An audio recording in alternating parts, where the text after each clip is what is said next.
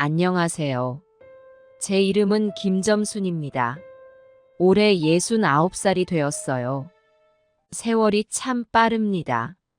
엊그제 같은데 벌써 노인이라니요. 하지만 저는 제 나이가 좋습니다. 은퇴 후의 삶이 이렇게 평화로울 줄 몰랐거든요. 매일 아침 일찍 일어나 동네 뒷산을 한 바퀴 돕니다. 등산로를 오르내리며 만나는 이웃들과 인사를 나누고 가끔은 함께 도시락을 먹기도 해요. 점심 먹고 나면 노인정에 들러 친구들과 화투도 치고 수다도 떱니다. 저녁엔 텃밭에서 채소도 가꾸고요. 하루가 어떻게 가는지 모를 정도로 바쁘고 즐거운 나날들이었죠. 그러던 어느 날이었어요. 아들 현구가 찾아왔습니다.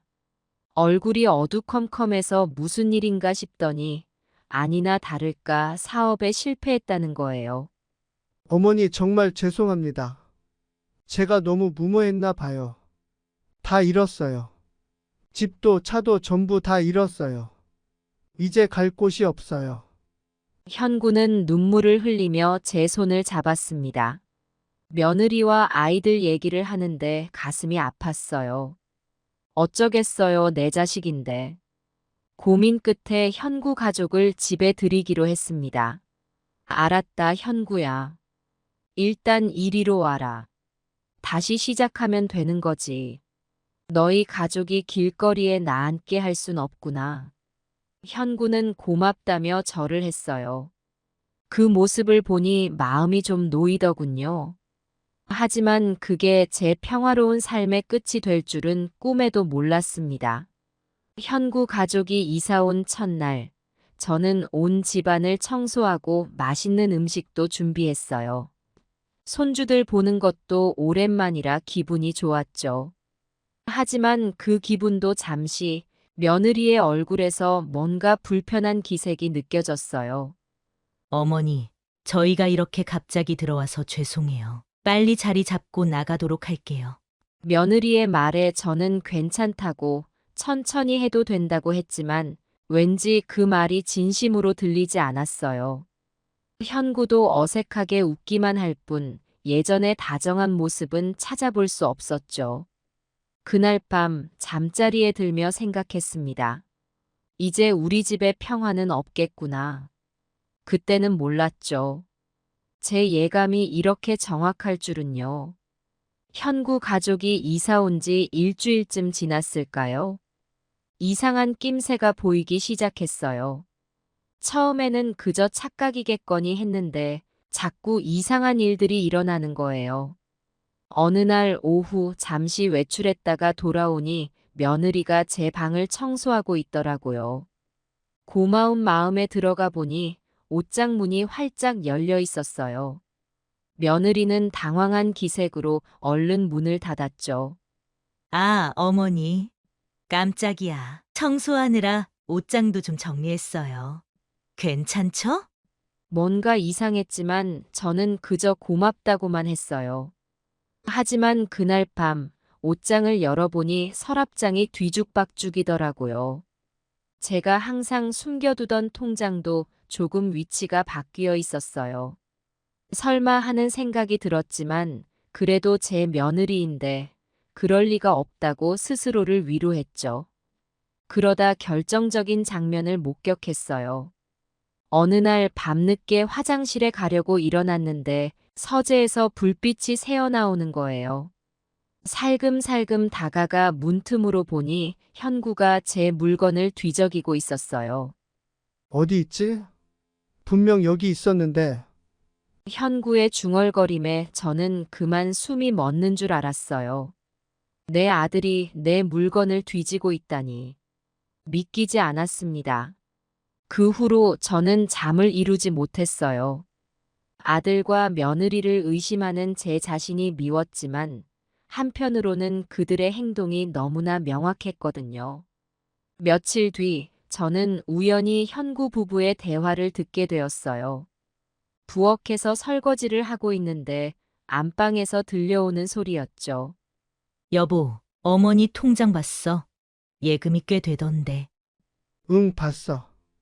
근데 그것만으론 부족해. 어머니가 가지고 계신 귀중품들이 더 있을 거야. 금이랑 보석 같은 거 말이야. 어디 숨겨 두셨는지 못 찾겠어. 그래, 어떡하지? 걱정 마. 내가 잘 구슬려서 당신한테 다 드리게 할게. 어머니도 나이가 있으시잖아. 우리가 보관해 드린다고 하면 좋아하실 거야. 그 말을 듣는 순간 제 두 무릎에 힘이 쭉 빠지더라고요. 그 자리에 주저앉아 한참을 울었습니다. 내가 지금까지 뭘 하고 있었나 싶었어요. 내 자식들을 어떻게 키웠길래 이런 생각을 할까 자책도 했고요.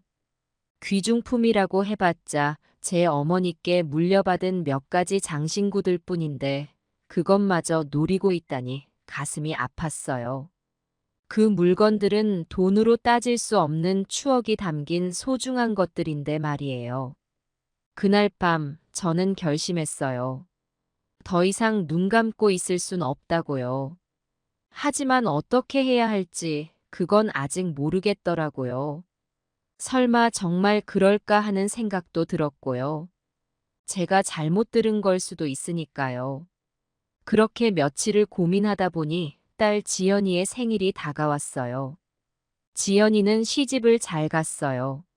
능력 좋고 성격 좋은 사위를 만나 잘 살고 있어요. 생일 파티에 초대를 받아 지연이네 집에 가보니 아니 세상에. 그 집 크기가 어찌나 큰지 처음에는 길을 잘못 왔나 싶더라고요. 어머, 어머니, 어서 오세요. 지연이가 반갑게 맞아주었어요. 손주들도 달려와 안기는데 가슴이 뭉클해지더라고요. 파티는 정말 호화로웠어요. 사내 진미가 다 차려져 있고 손님들도 눈에 익은 유명 인사들이 많더라고요. 제가 시골 할매라 많이 어색했죠. 식사를 하면서 지연이가 물었어요. 어머니, 요즘 어떻게 지내세요? 현구 오빠네 식구들이랑 잘 지내시죠?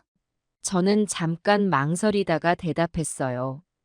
그래, 다들 잘 지내지. 손주들도 많이 컸어. 지연이가 제 표정을 유심히 살펴보더니 말했어요. 어머니, 혹시 무슨 일 있으세요? 얼굴이 좋아 보이지 않아요. 순간 지연이에게 모든 걸 털어놓고 싶은 마음이 들었어요. 하지만 가족 간의 일을 밖으로 내놓는 게 맞나 싶어 그만뒀죠. 아니다, 괜찮아. 그냥 나이 들어서 그런가 봐. 그러자 지연이가 갑자기 제안을 했어요. 어머니, 우리 집에서 같이 사시는 게 어떠세요? 방도 많은데 어머니 모시고 살고 싶어요. 순간 가슴이 덜컥 내려앉았어요. 지연이네서 산다면 얼마나 좋을까. 하지만 현구는 어쩌죠? 그 애를 버리는 것 같아 마음이 아팠어요. 고맙다, 지연아. 하지만 난 괜찮아. 내 집이 편해. 지연이는 아쉬워하면서도 이해한다고 했어요. 파티가 끝나고 집으로 돌아오는 길, 머릿속이 복잡했어요. 과연 내가 잘하고 있는 걸까? 집에 도착하니 현구 부부가 술에 취해 쓰러져 있더라고요. 집안은 온통 엉망이었죠. 한숨이 절로 나왔어요. 그날 밤 청소를 하면서 생각했어요. 이러다간 정말 큰일 나겠구나. 하지만 아직도 어떻게 해야 할지 모르겠더라고요. 내 자식인데 어떻게 내칠 수 있겠어요. 그렇다고 이대로 당하고만 있을 순 없고. 그러던 어느 날 안사돈 생신이 다가왔어요.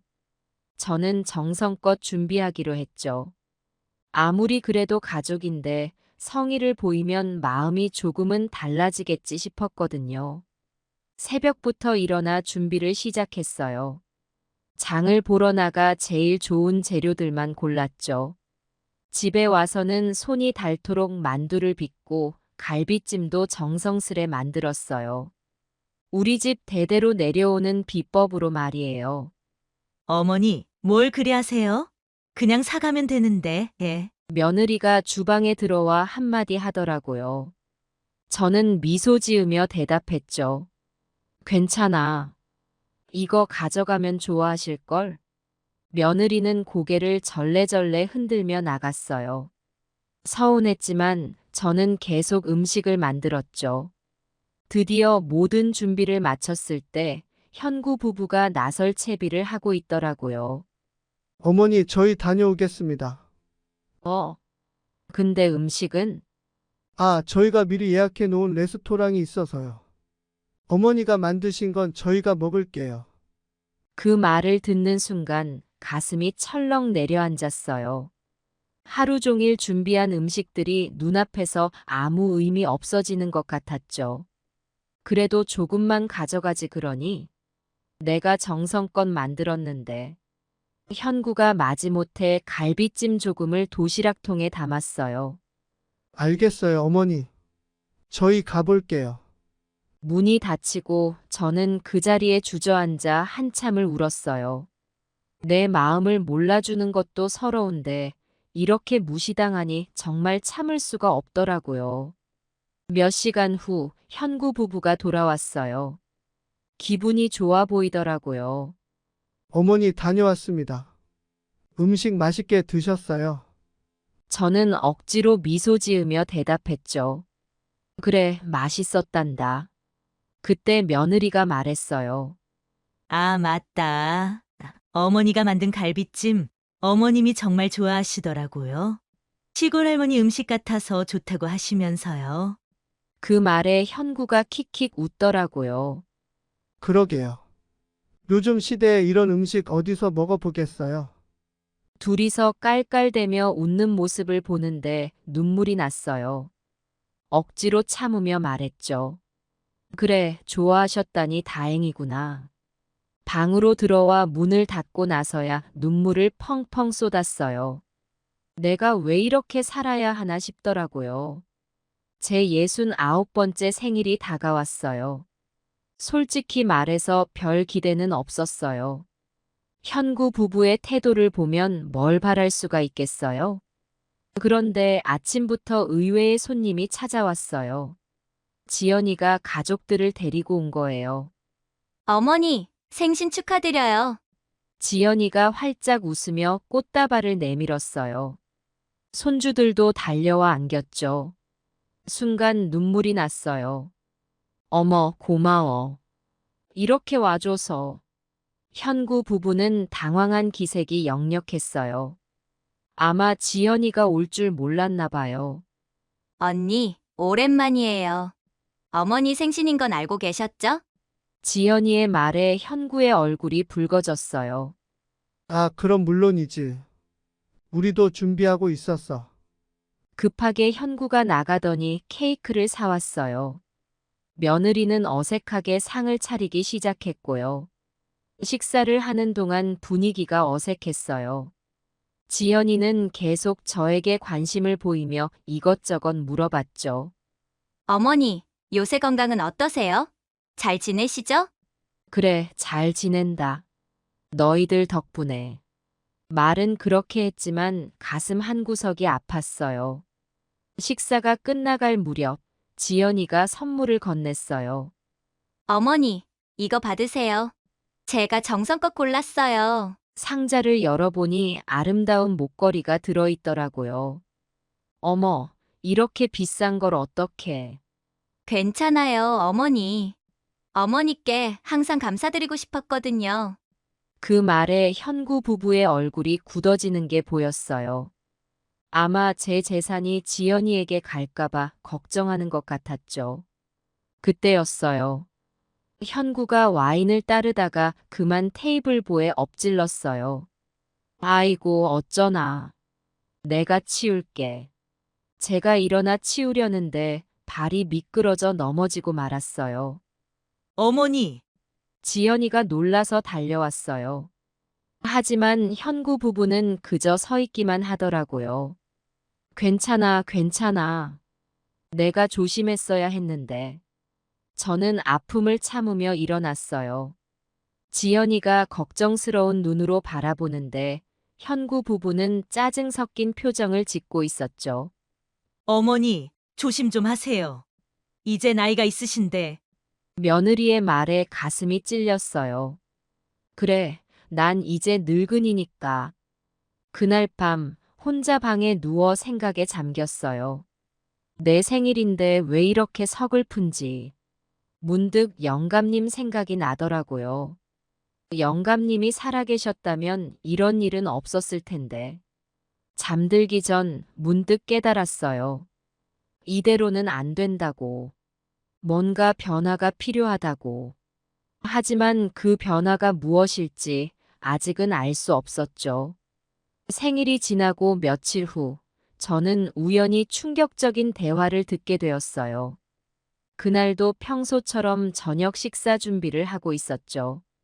부엌에서 설거지를 하는데 안방에서 현구 부부의 목소리가 들려왔어요. 처음에는 별 신경 안 썼는데 이상하게 낮은 목소리로 뭔가를 속삭이는 것 같았어요. 귀를 기울여 보니 며느리의 목소리가 들리더라고요. 여보, 어머니 금반지 봤어? 꽤 감나가 보이던데. 순간 손에 들고 있던 그릇을 떨어뜨릴 뻔했어요. 내 금반지를 왜 봤다는 거지? 가슴이 쿵쾅거리기 시작했어요. 응, 봤어. 근데 그것만으론 부족해. 어머니 귀중품 분명히 더 있어. 어머니 장롱 어딘가에 숨겨두셨을 텐데 못 찾겠네. 현구의 대답에 저는 그만 숨이 멎는 줄 알았어요. 내 아들이, 내 며느리가 내 귀중품을 뒤지고 있었다니, 저번에 그게 진짜였네요. 그래? 어떡하지? 며느리의 말에 현구가 대답했어요. 기다려봐. 내가 더 찾아볼게. 어머니 서류들이랑 같이. 그 말을 듣는 순간 온몸에 힘이 빠지는 것 같았어요. 그릇을 떨어뜨리고 말았죠. 그 소리에 현구 부부가 부엌으로 달려왔어요. 어머니 괜찮으세요? 무슨 일이에요? 현구가 걱정스러운 듯 물었지만 그의 눈빛은 어딘가 불안해 보였어요. 며느리는 급하게 그릇 조각을 주워 담기 시작했고요. 아니다. 그릇을 떨어뜨렸네. 내가 치울게. 겨우 이 말을 하고 그릇 조각을 주워 담기 시작했어요. 손이 떨려서 제대로 집을 수가 없었어요. 어머니, 제가 할게요. 다치실라. 며느리가 제 손에서 그릇 조각을 가져갔어요. 그 순간 며느리와 눈이 마주쳤는데 왠지 며느리의 눈빛이 달라 보이더라고요. 마치 제가 뭔가를 들었을까봐 두려워하는 것 같았어요. 괜찮아. 내가 할 수 있어. 힘겹게 이 말을 하고 그릇 조각을 주워 담았어요. 현구 부부는 어색한 표정으로 서 있다가 천천히 물러갔죠. 그날 밤 잠을 이루지 못했어요. 머릿속에서 현구 부부의 대화가 계속 맴돌았거든요. 내가 지금까지 뭘 하고 있었나 하는 생각이 들었어요.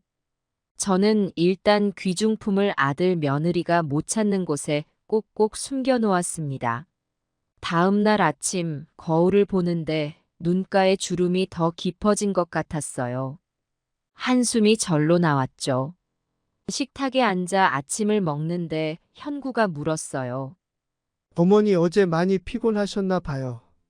얼굴색이 안 좋으세요. 저는 억지로 미소 지으며 대답했어요. 아니야, 괜찮아. 그냥 나이 든 거지. 그 말에 현구 부부가 서로 눈짓을 주고받는 게 보였어요. 마치 잘 됐다는 듯한 표정이었죠. 그 모습을 보는 순간 가슴이 찢어지는 것 같았어요. 식사를 마치고 설거지를 하는데 현구가 다가왔어요.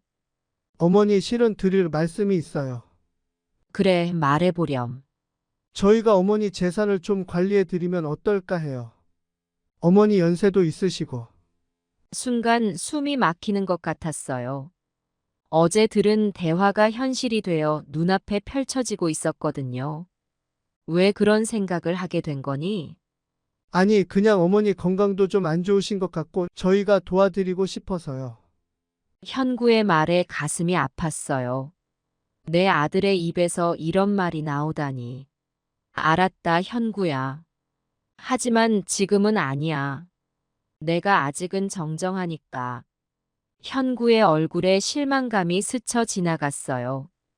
그 모습을 보는 순간 결심했어요. 이대로는 안 되겠다고. 뭔가 해야겠다고.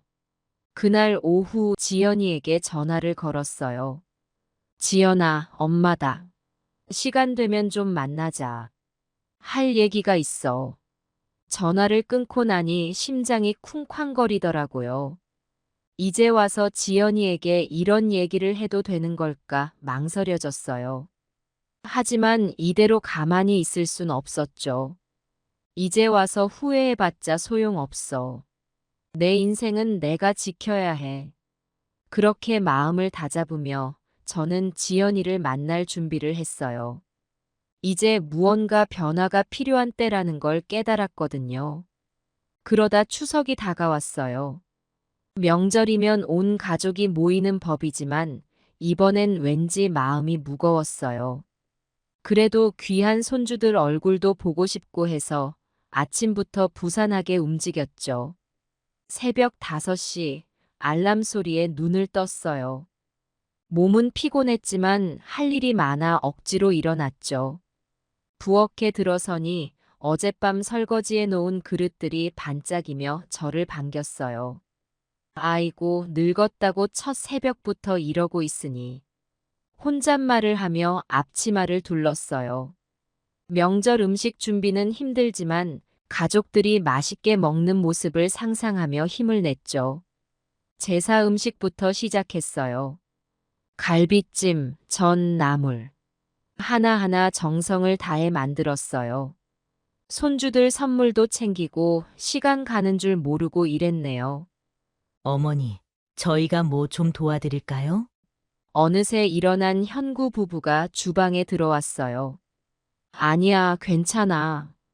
내가 할 수 있어. 에이, 그래도 도와드려야죠. 어머니 연세가 있으신데. 며느리의 말에 가슴이 찔렸어요.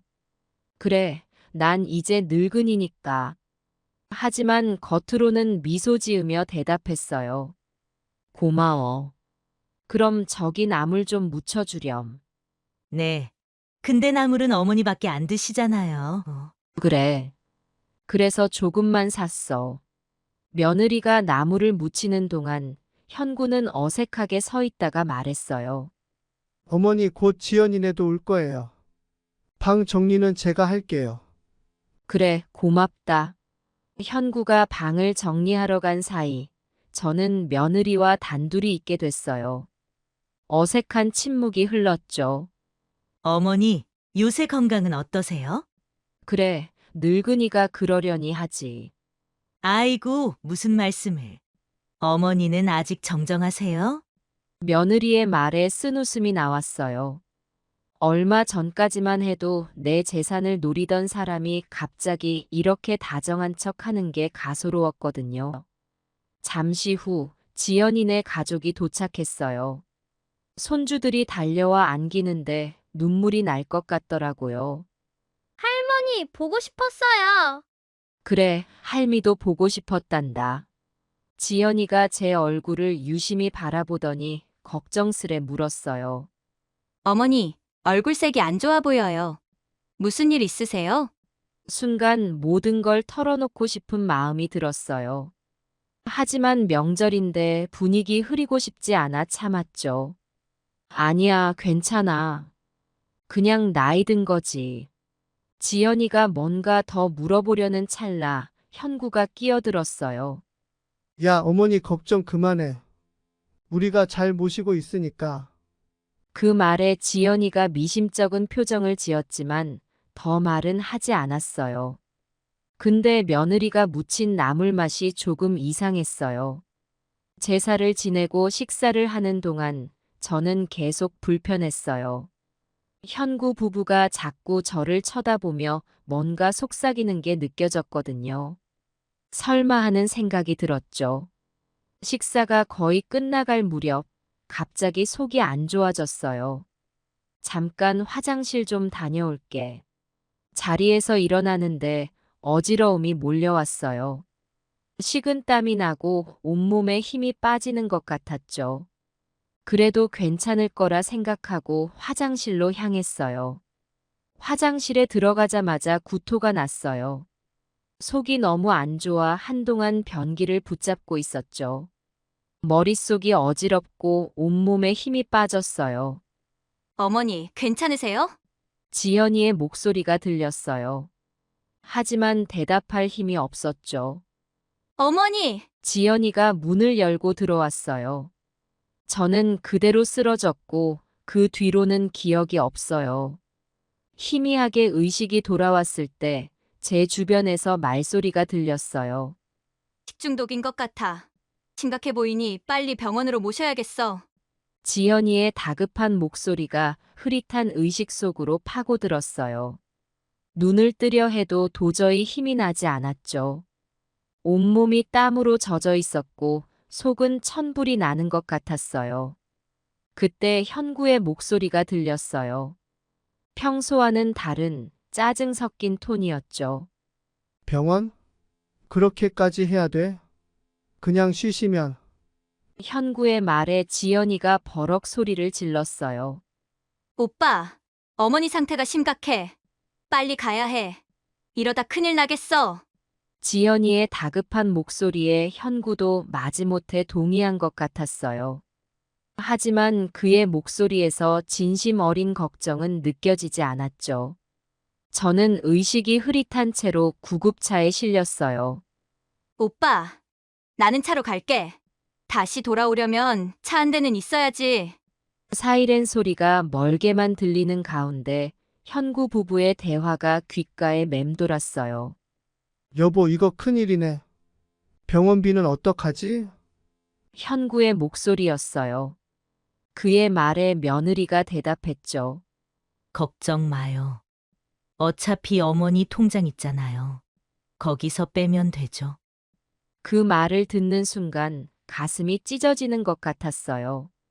내 몸보다 병원비가 더 중요했나 봐요. 눈물이 눈가에 고였지만 흘릴 힘조차 없었어요. 구급차가 덜컹거리며 달리는 동안 현구 부부의 대화는 계속됐어요.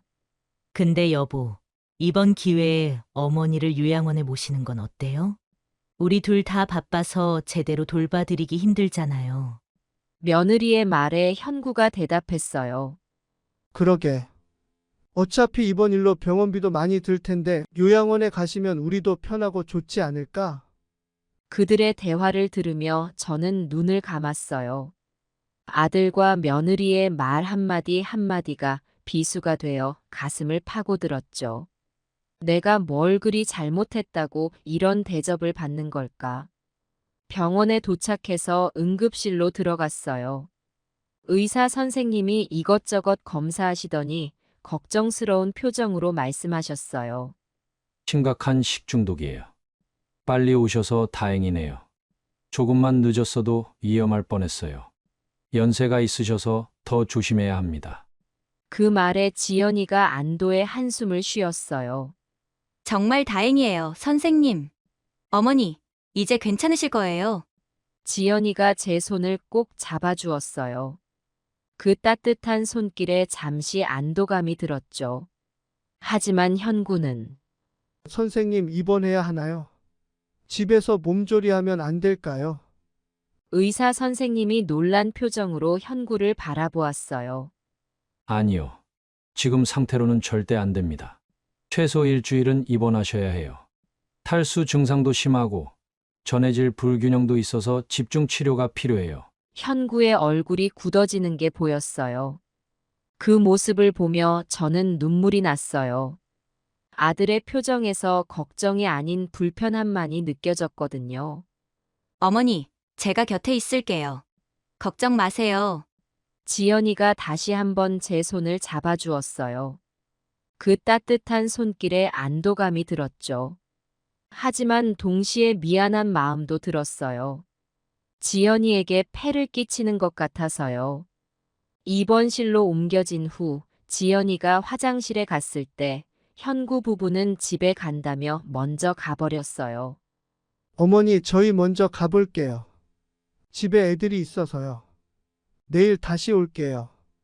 현구의 말에 저는 그저 고개를 끄덕일 뿐이었어요.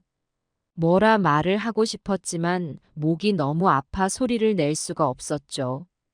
그들이 나가는 모습을 보며 문득 귀가 솔깃해졌어요. 현구 부부가 문 밖에서 소곤거리는 소리가 들렸거든요. 여보, 이거 좋은 기회 아닐까요? 무슨 소리야? 어머니가 이렇게 아프시니까 우리가 재산 관리를 해드려야 한다고 설득하기 좋잖아요. 이참에 부동산이랑 통장도 다 정리하면 좋겠어요. 그러네. 근데 지연이가 방해될 것 같아. 어떻게 하지? 괜찮아요. 지연이는 바빠서 오래 있지 못할 거예요.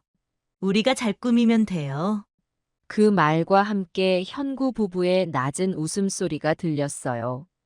식중독으로 고통받는 저를 두고 뒤에서 웃고 있다니.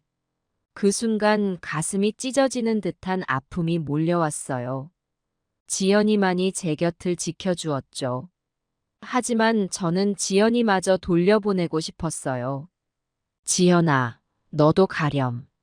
애들도 있을 텐데. 아니에요, 어머니. 제가 있을게요.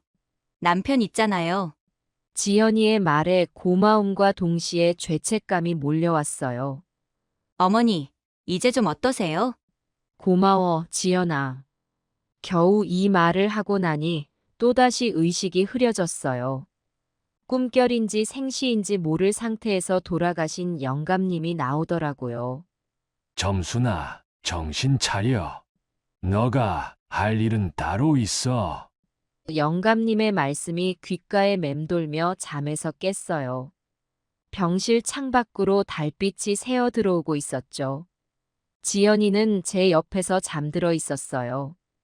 병실의 정막 속에서 저는 지난 시간들을 돌이켜봤어요.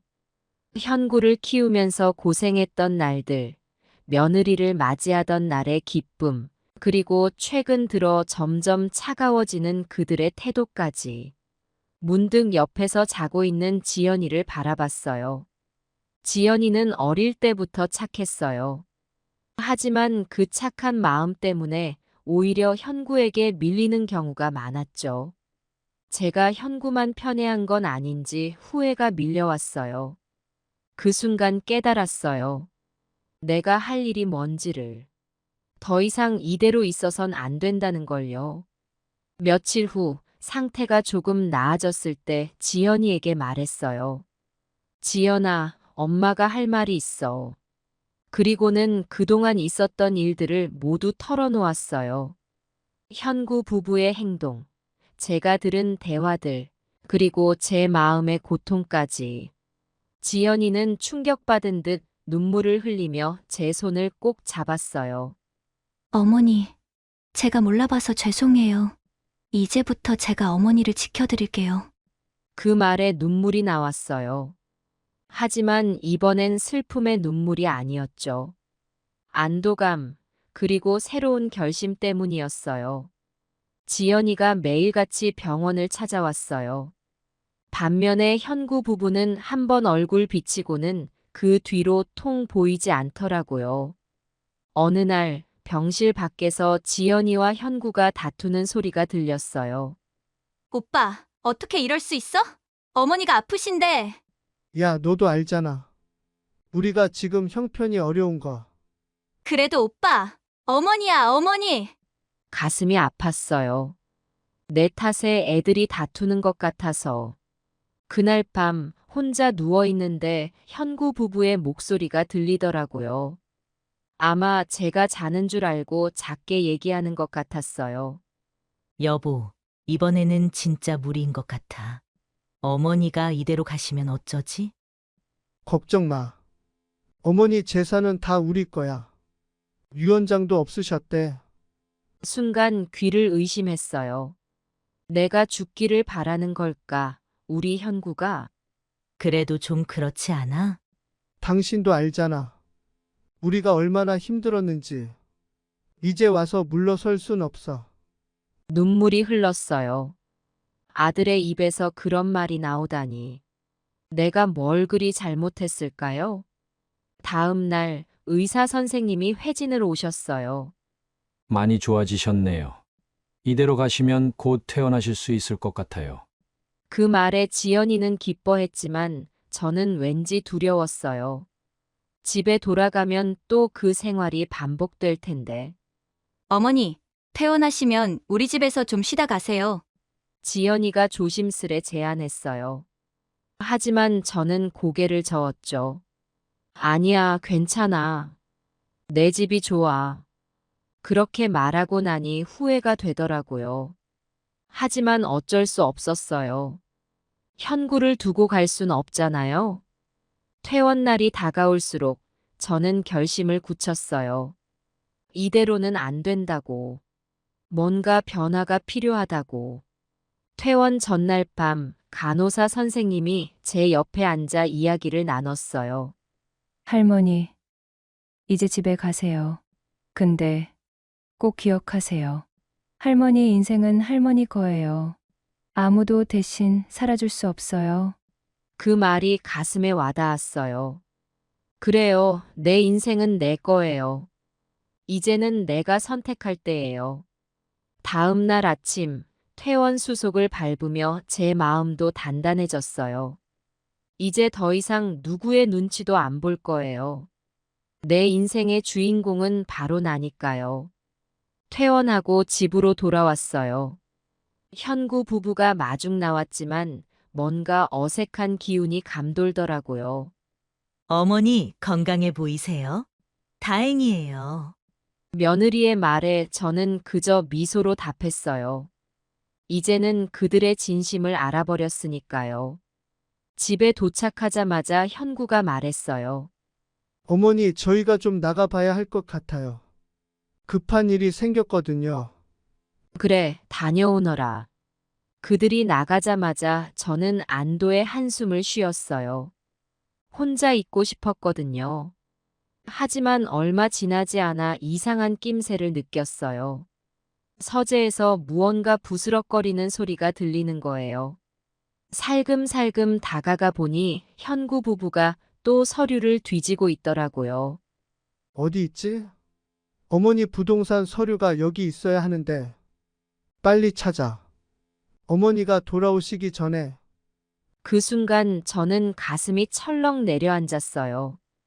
그들이 서재를 나설 때 저는 재빨리 방으로 들어갔어요. 머릿속이 복잡했죠. 어떻게 해야 할지, 누구를 믿어야 할지. 그날 밤 잠을 이루지 못하고 뒤척이다 결심했어요. 이대로는 안 되겠다고. 다음 날 아침 일찍 일어나 변호사 사무실로 향했어요. 변호사님, 제 재산을 정리하고 싶어요. 네, 어떻게 하고 싶으신가요? 대부분을 자선단체에 기부하고 싶어요. 그리고 남은 것은 제가 쓰고 싶고요. 변호사님이 놀란 표정을 지었지만 곧 이해한다는 듯 고개를 끄덕였어요. 알겠습니다. 유언장을 작성해 드리겠습니다. 집으로 돌아오는 길 마음이 한결 가벼워졌어요. 하지만 집에 도착하자마자 현구 부부와 마주쳤어요. 어머니 어디 다녀오셨어요? 아, 그냥 산책 좀 했다. 거짓말이 썩 마음에 들진 않았지만 아직은 때가 아니라고 생각했어요. 그날 밤 다시 한번 제 결정이 옳았다는 걸 확신했어요. 이제 정말 변화가 필요한 때라고요. 며칠 후 변호사님에게서 연락이 왔어요. 유언장 작성이 끝났다고 하더라고요. 김 여사님, 이제 오셔서 서명만 하시면 됩니다. 그 말을 듣는 순간 가슴이 뛰었어요. 이제 정말 돌이킬 수 없는 결정을 하는 거니까요. 사무실에 도착해서 유언장을 꼼꼼히 읽어봤어요. 제가 원하는 대로 잘 작성되어 있더라고요. 이대로 하겠습니다. 서명을 하고 나오는데 마음이 복잡했어요. 이게 과연 옳은 결정일까? 현구를 너무 야박하게 대하는 건 아닐까? 집에 돌아와 보니 현구 부부가 기다리고 있더라고요. 어머니, 어디 다녀오셨어요? 아, 그냥 친구 만나고 왔어. 또다시 거짓말을 하는 제 모습이 싫었지만 아직은 때가 아니라고 생각했어요. 그날 밤 잠을 이루지 못하고 뒤척이다 결심했어요. 이제는 모든 걸 털어놓을 때라고. 다음 날 아침 현구 부부를 불러 앉혔어요. 너희들에게 할 얘기가 있구나. 그리고는 모든 걸 말했어요. 제가 들은 대화들, 느낀 점들, 그리고 제가 내린 결정까지. 대부분의 재산을 자선단체에 기부하기로 했다. 너희에게 줄 것은 얼마 없을 거야. 현구 부부의 얼굴이 창백해졌어요.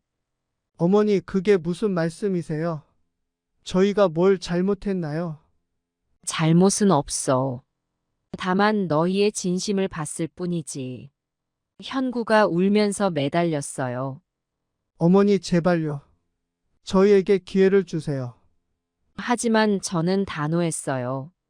현구야, 이건 내 결정이야. 내 인생에 대한 결정은 내가 해.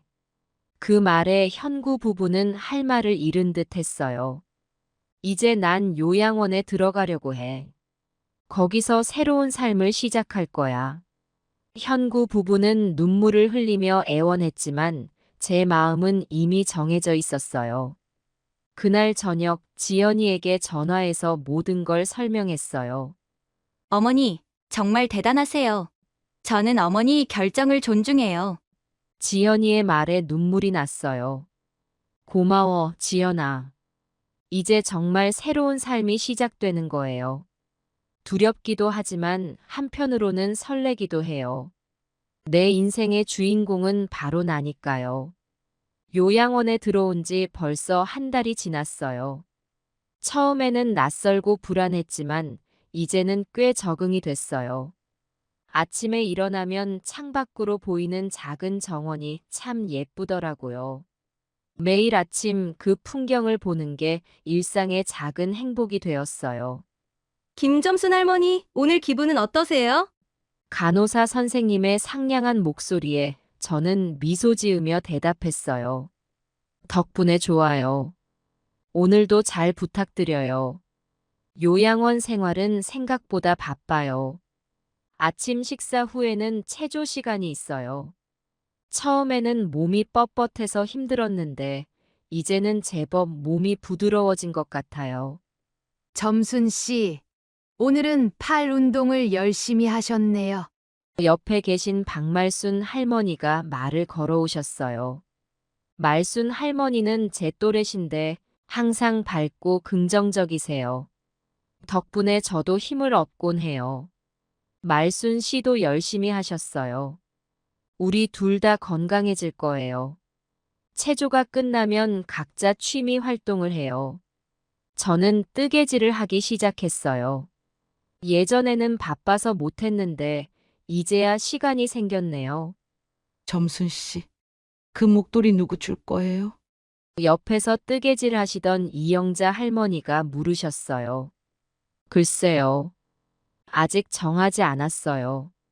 어쩌면 우리 지연이에게 줄지도 몰라요. 영자 할머니는 슬며시 웃으셨어요. 좋겠어요.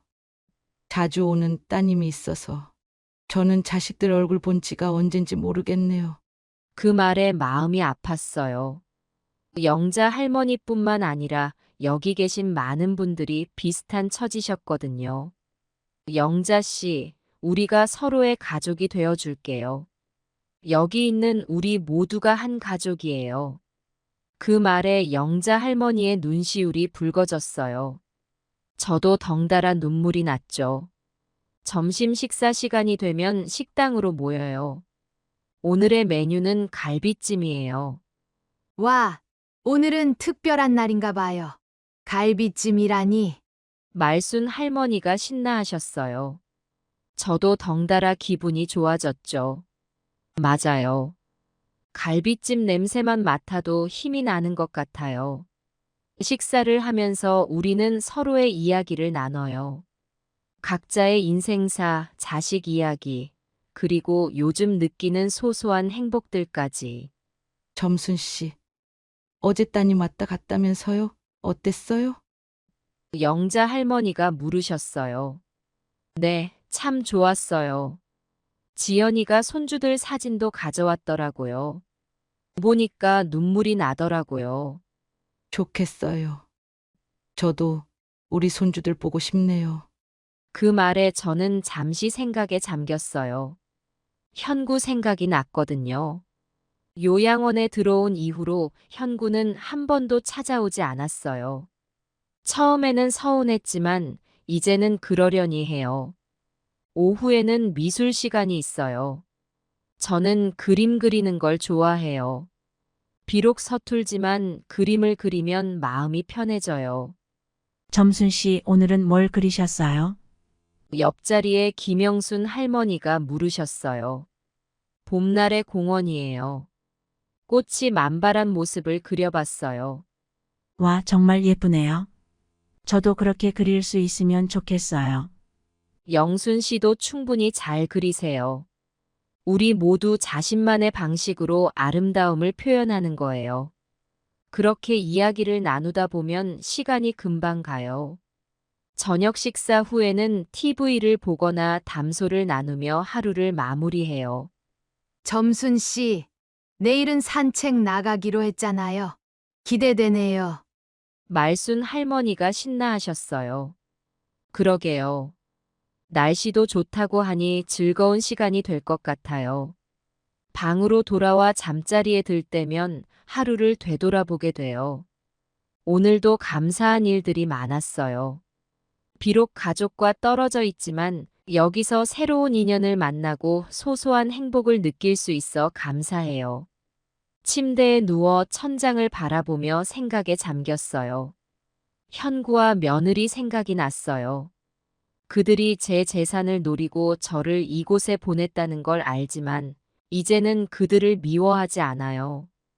오히려 그들 덕분에 이렇게 새로운 삶을 살게 되었으니까요.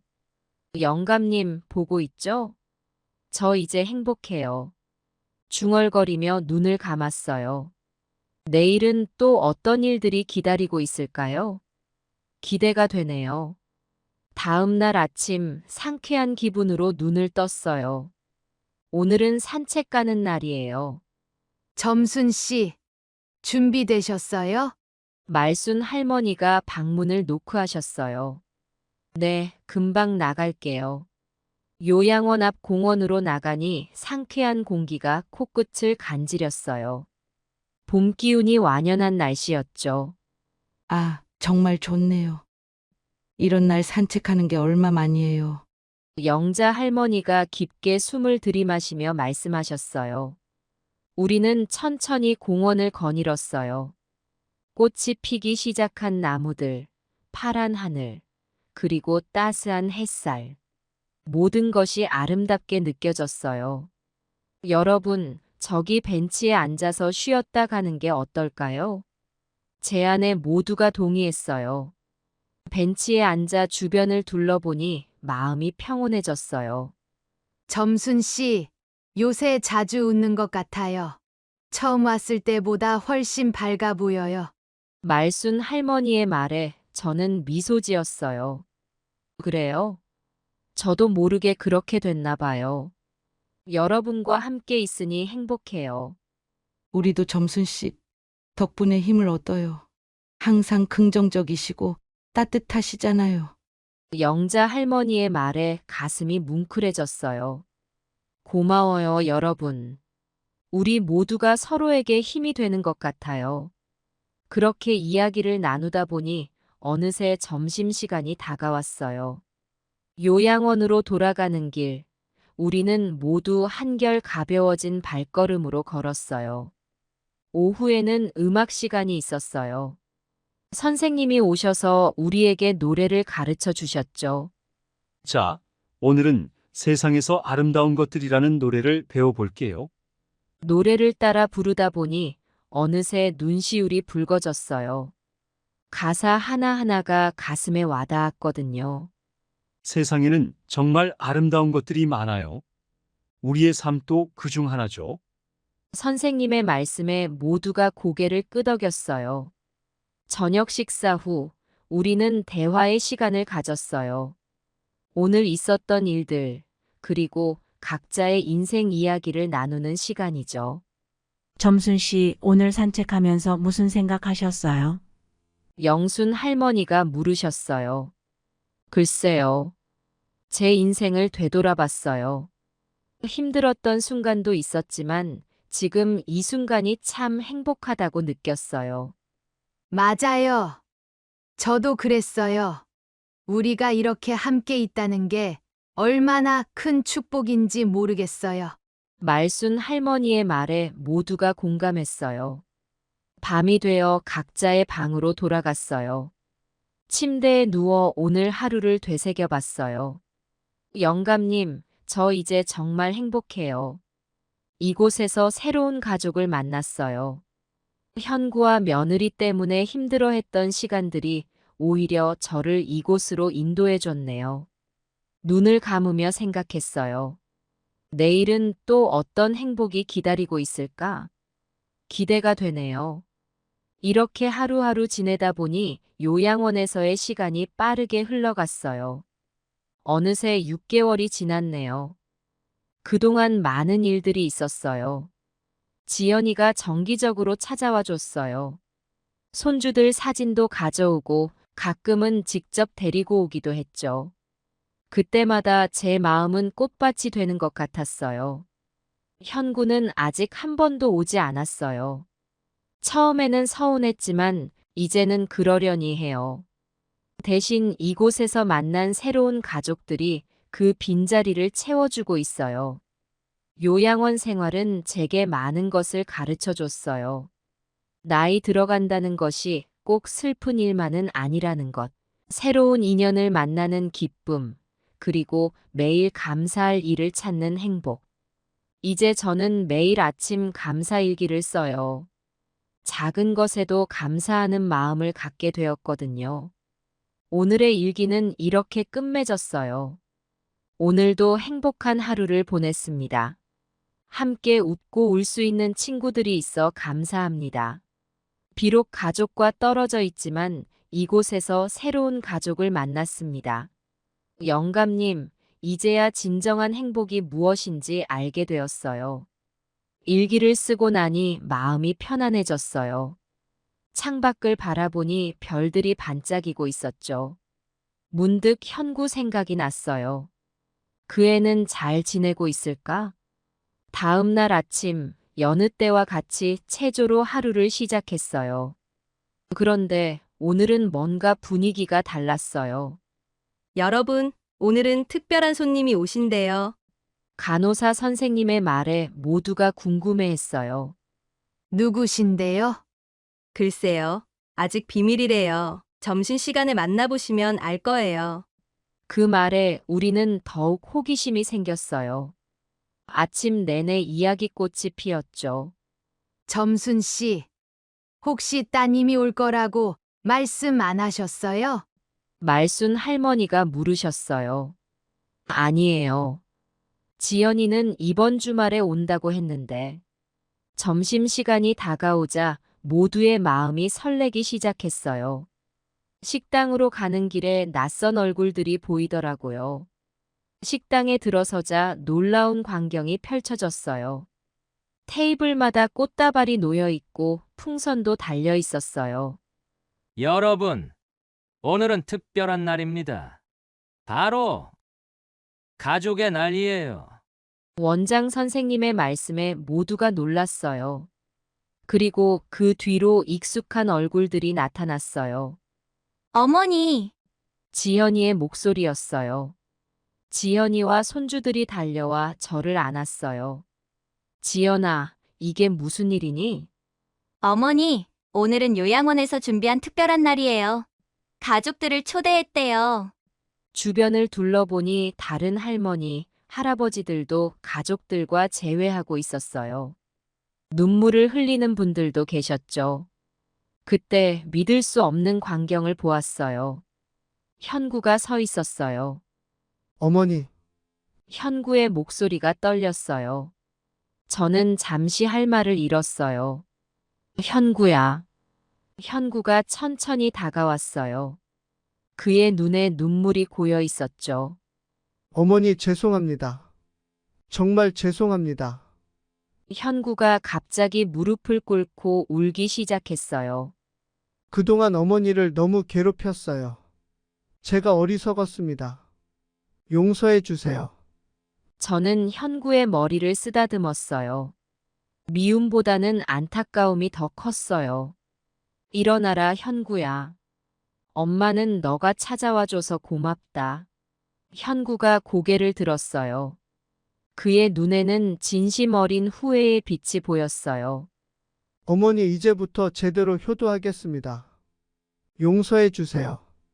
저 어머니 재산 욕심 없어요.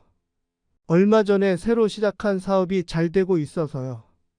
이제 제 걱정 안 하셔도 돼요. 저는 현구를 안아주었어요. 오랜 시간 동안 쌓였던 벽이 무너지는 것 같았죠. 그날 점심 식사는 특별했어요. 가족들과 함께 먹는 식사라 그런지 평소보다 더 맛있었어요. 이야기꽃도 피었죠. 할머니, 요양원 생활은 어떠세요? 큰 손주가 물었어요. 좋단다. 할머니가 여기서 새로운 친구들도 만나고 매일 재미있게 지내고 있어. 그래요? 다행이에요. 저희가 자주 못 와서 죄송해요. 괜찮아. 너희들 생각하면서 할머니가 더 열심히 살고 있단다. 식사가 끝나고 작은 공연이 있었어요. 요양원 어르신들이 준비한 합창이었죠. 우리가 노래를 부르는 동안 가족들은 박수를 치며 호응해 주었어요. 노래가 끝나고 현구가 다가왔어요. 어머니 노래 정말 좋았어요. 어머니 목소리가 제일 맑게 들리더라고요. 그래. 고맙다, 현구야. 어머니, 앞으로 자주 찾아뵐게요. 그동안 제가 너무 바보 같았어요. 알았다, 현구야. 엄마는 너가 잘 살면 그걸로 충분해. 해가 저물 무렵 가족들이 돌아갈 시간이 되었어요. 아쉬움이 가득한 작별 인사가 오갔죠. 어머니, 다음에 또 올게요. 그때까지 건강하세요. 지연이가 저를 꼭 안아주었어요. 그래, 지연아. 너희들 덕분에 정말 행복한 하루였어. 현구도 다가와 저를 안아주었어요. 어머니 정말 죄송합니다. 앞으로는 제대로 된 아들이 되겠습니다. 그래, 현구야. 엄마는 너가 찾아와줘서 정말 고맙다. 가족들이 떠난 후 요양원은 다시 조용해졌어요. 하지만 우리의 마음은 그 어느 때보다 따뜻했죠. 점순 씨, 아드님이 오셨다면서요? 어떠셨어요? 말순 할머니가 물으셨어요. 네, 의외였어요. 하지만 정말 기뻤어요. 아들의 진심 어린 사과를 받으니 마음이 풀리더라고요. 다행이네요. 저도 오늘 딸을 만나서 너무 좋았어요. 그날 밤 침대에 누워 하루를 되새겨 봤어요. 가슴 가득 감사함이 차올랐죠. 영감님, 오늘 정말 행복한 하루였어요. 우리 가족이 다시 하나가 되는 것 같아요. 현구도 변화하고 있고요. 이제야 진정한 부자가 된 것 같아요. 눈을 감으며 생각했어요. 앞으로의 날들이 더욱 기대되네요. 비록 요양원에 있지만 이곳에서 새로운 삶의 의미를 찾았으니까요. 이렇게 저의 요양원 생활은 계속되고 있어요. 때로는 힘들 때도 있지만 매일매일이 새로운 축복이에요. 가족의 소중함, 친구들과의 우정, 그리고 나 자신과의 화해. 이 모든 것들을 배우고 있답니다. 인생은 참 알 수 없는 것 같아요. 식중독으로 쓰러져 요양원에 오게 될 줄은 꿈에도 몰랐는데 이곳에서 오히려 제 인생의 꽃을 피우고 있네요. 앞으로 어떤 일들이 기다리고 있을지 모르지만 이제는 두렵지 않아요. 제 곁에는 소중한 사람들이 있으니까요. 제가 태어난 건 1950년 6.25가 한창이던 때였습니다. 경상북도의 작은 시골 마을에서 포탄 소리를 자장가 삼아 자랐지요. 어린 나이에 참화를 겪으며 삶이 얼마나 힘든 것인지 일찍 깨달았습니다. 부모님은 농사를 지으셨는데 그때는 모두가 가난했으니까요. 저는 밭에 나가 일도 돕고 동생들도 돌봐야 했습니다. 학교요? 그저 꿈 같은 이야기였죠. 하지만 배우고 싶은 마음은 컸습니다. 그래서 밤에 몰래 촛불 켜고 책을 보곤 했어요. 어머니가 아시면 야단 맞을까봐 조마조마했지만 그때 배운 한 글자 한 글자가 제 인생의 밑거름이 됐습니다. 20살 때 지금의 남편을 만났어요. 칠수 씨라고 같은 마을에 살던 총각이었죠. 그 사람도 저처럼 가난한 집 아들이었는데 부지런하고 성실해 보여서 마음에 들었어요. 우리 둘 다 가진 건 없었지만 열심히 살면 뭐든 이룰 수 있을 거라 믿었습니다. 결혼식은 소박했어요. 마을 사람들이 모여 축하해 주시고 음식도 나눠 먹고. 지금 생각해보면 그때가 참 행복한 시절이었네요. 돈은 없어도 서로 사랑하고 이해하는 마음이 있었으니까요. 신혼 초에는 작은 방 하나 얻어 살았어요. 남편은 공사장에서 일했고 저는 시장에서 채소를 팔았죠. 하루하루가 힘들었지만 서로를 의지하며 버텼습니다. 그렇게 1년쯤 지났을까 첫 아이 두철이를 가졌다는 걸 알았어요. 얼마나 기뻤는지 모릅니다. 가난 속에서도 희망이 생긴 거죠. 두철이가 태어나고 3년 뒤에 둘째 옥철이도 나았어요. 아이들이 생기니 더 열심히 살아야겠다는 생각이 들더라고요. 남편과 저는 밤낮 없이 일했습니다. 좀 더 나은 환경에서 아이들을 키우고 싶었거든요. 그 시절을 생각하면 지금도 가슴이 뭉클해집니다. 힘들었지만 서로 믿고 의지하며 살았던 그 시간들. 그때는 몰랐지만 그게 진정한 행복이었나 봅니다. 돈이 전부가 아니라는 걸 제가 나이 들어 깨닫게 될 줄은 꿈에도 몰랐죠. 세월이 흘러 아이들이 국민학교에 들어갈 무렵 우리 부부는 작은 가게를 열었어요. 시장 한 구석에 자리 잡은 구멍가게였죠. 처음엔 정말 힘들었어요. 물건 떼오는 것부터 진열하고 손님 응대하는 것까지 모든 게 서툴렀으니까요. 하지만 우리는 포기하지 않았습니다. 새벽부터 밤늦게까지 가게를 지켰어요. 손님들의 말씀을 귀담아 들으며 필요한 물건들을 채워나갔죠. 처음엔 동네 아주머니들이 간식거리나 생필품을 사러 오시곤 했는데 점점 단골이 늘어나더라고요. 우리 가게가 동네에서 소문이 나기 시작했습니다. 그러다 어느 날 큰 기회가 찾아왔어요. 인근에 대규모 아파트 단지가 들어선다는 소식을 들었거든요. 남편이 말했죠. 여보, 우리도 저기 가게를 내보는 게 어때요? 처음엔 겁이 났어요. 지금 가게도 벅찬데 더 큰 곳으로 옮기자니. 하지만 남편의 열정에 저도 용기를 냈습니다. 우리는 모든 걸 걸었어요. 그동안 모아둔 돈은 물론이고 은행 대출까지 받아 아파트 단지 상가에 자리를 잡았죠. 그때가 제 나이 40즈음이었을 겁니다. 가게 규모는 커졌지만 여전히 우리 부부의 정성은 같았어요. 손님 한 분 한 분을 내 가족처럼 대했죠. 그렇게 10년이 흘렀습니다. 우리 가게는 동네에서 가장 큰 슈퍼마켓으로 성장했어요. 직원도 여러 두게 되었고 매출도 꾸준히 늘어났죠. 아이들은 대학에 들어갔고 우리 부부는 처음으로 여유를 느끼기 시작했습니다. 하지만 행복도 잠시. 남편이 갑자기 쓰러진 거예요. 병원에 갔더니 말기 암이라더군요. 그동안 너무 열심히 일하느라 자기 몸을 돌보지 못한 거죠.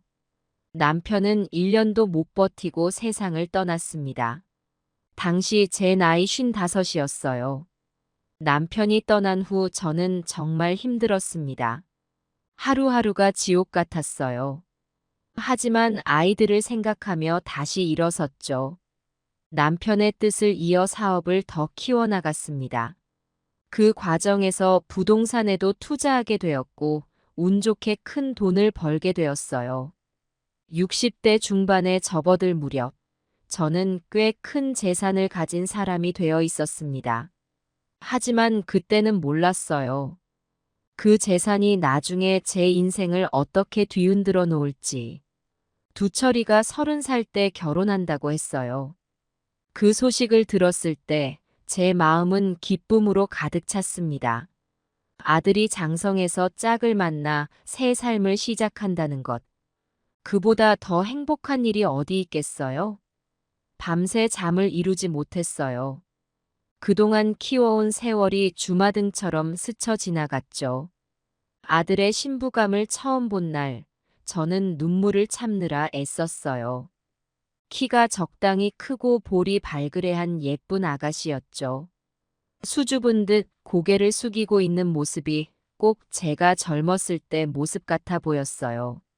며느리가 될 아이가 절 보고 환하게 웃으며 인사하는데 그 모습이 얼마나 싹싹해 보이던지.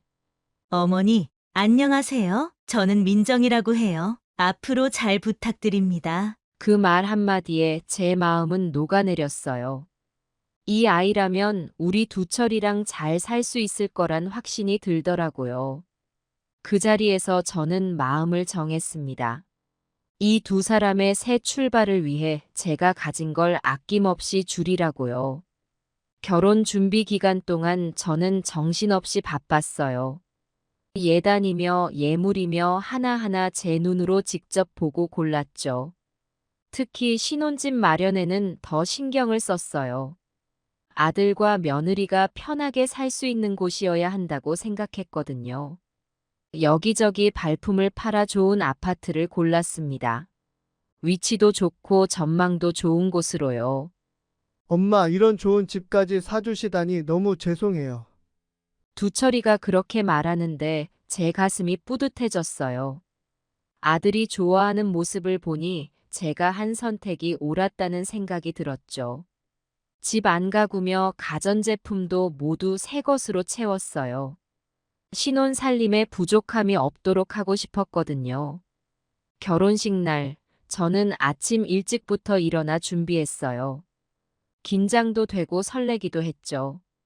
하얀 웨딩드레스를 입은 며느리를 보니 눈물이 났어요.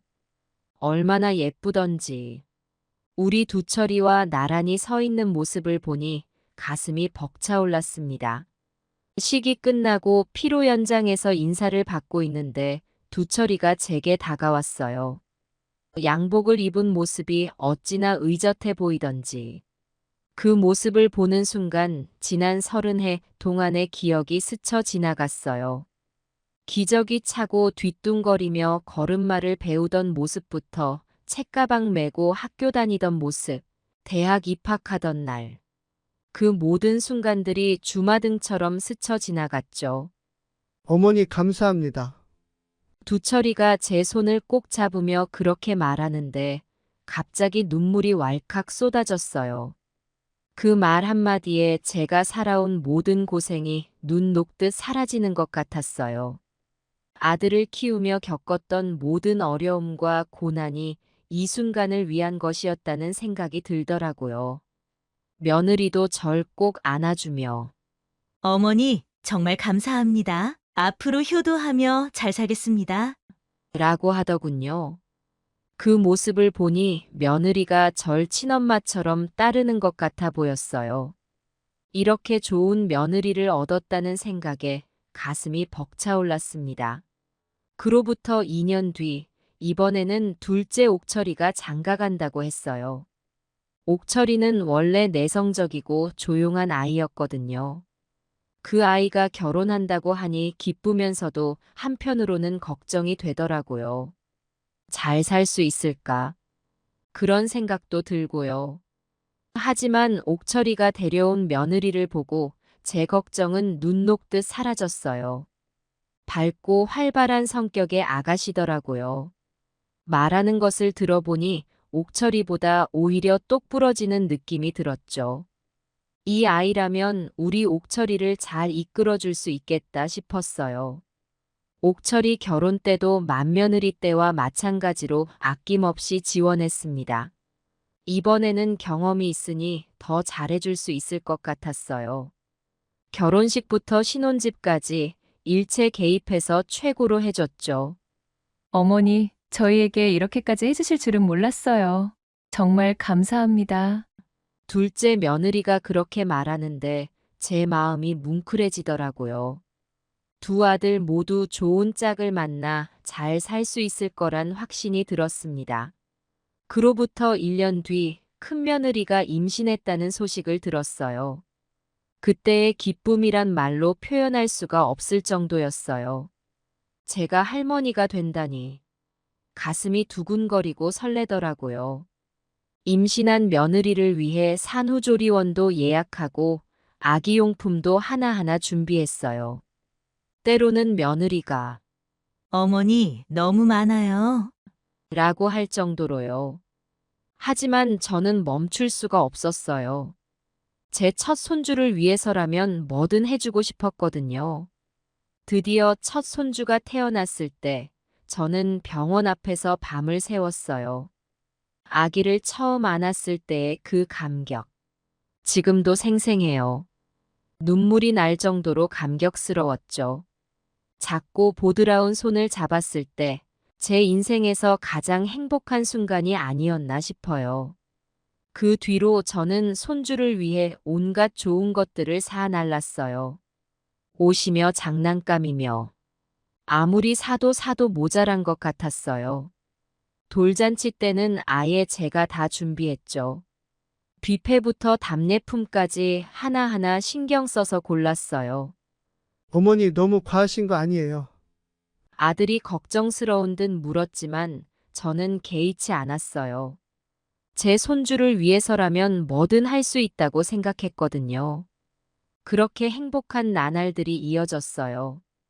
둘째 며느리도 아이를 낳았고 손주들이 하나둘 늘어갔죠. 그때마다 저는 정성을 다해 챙겼어요. 손주들이 크는 모습을 보는 게 저의 가장 큰 낙이었거든요. 하지만 시간이 지나면서 뭔가 이상해지기 시작했어요. 처음에는 몰랐는데 점점 아들들의 연락이 뜸해지더라고요.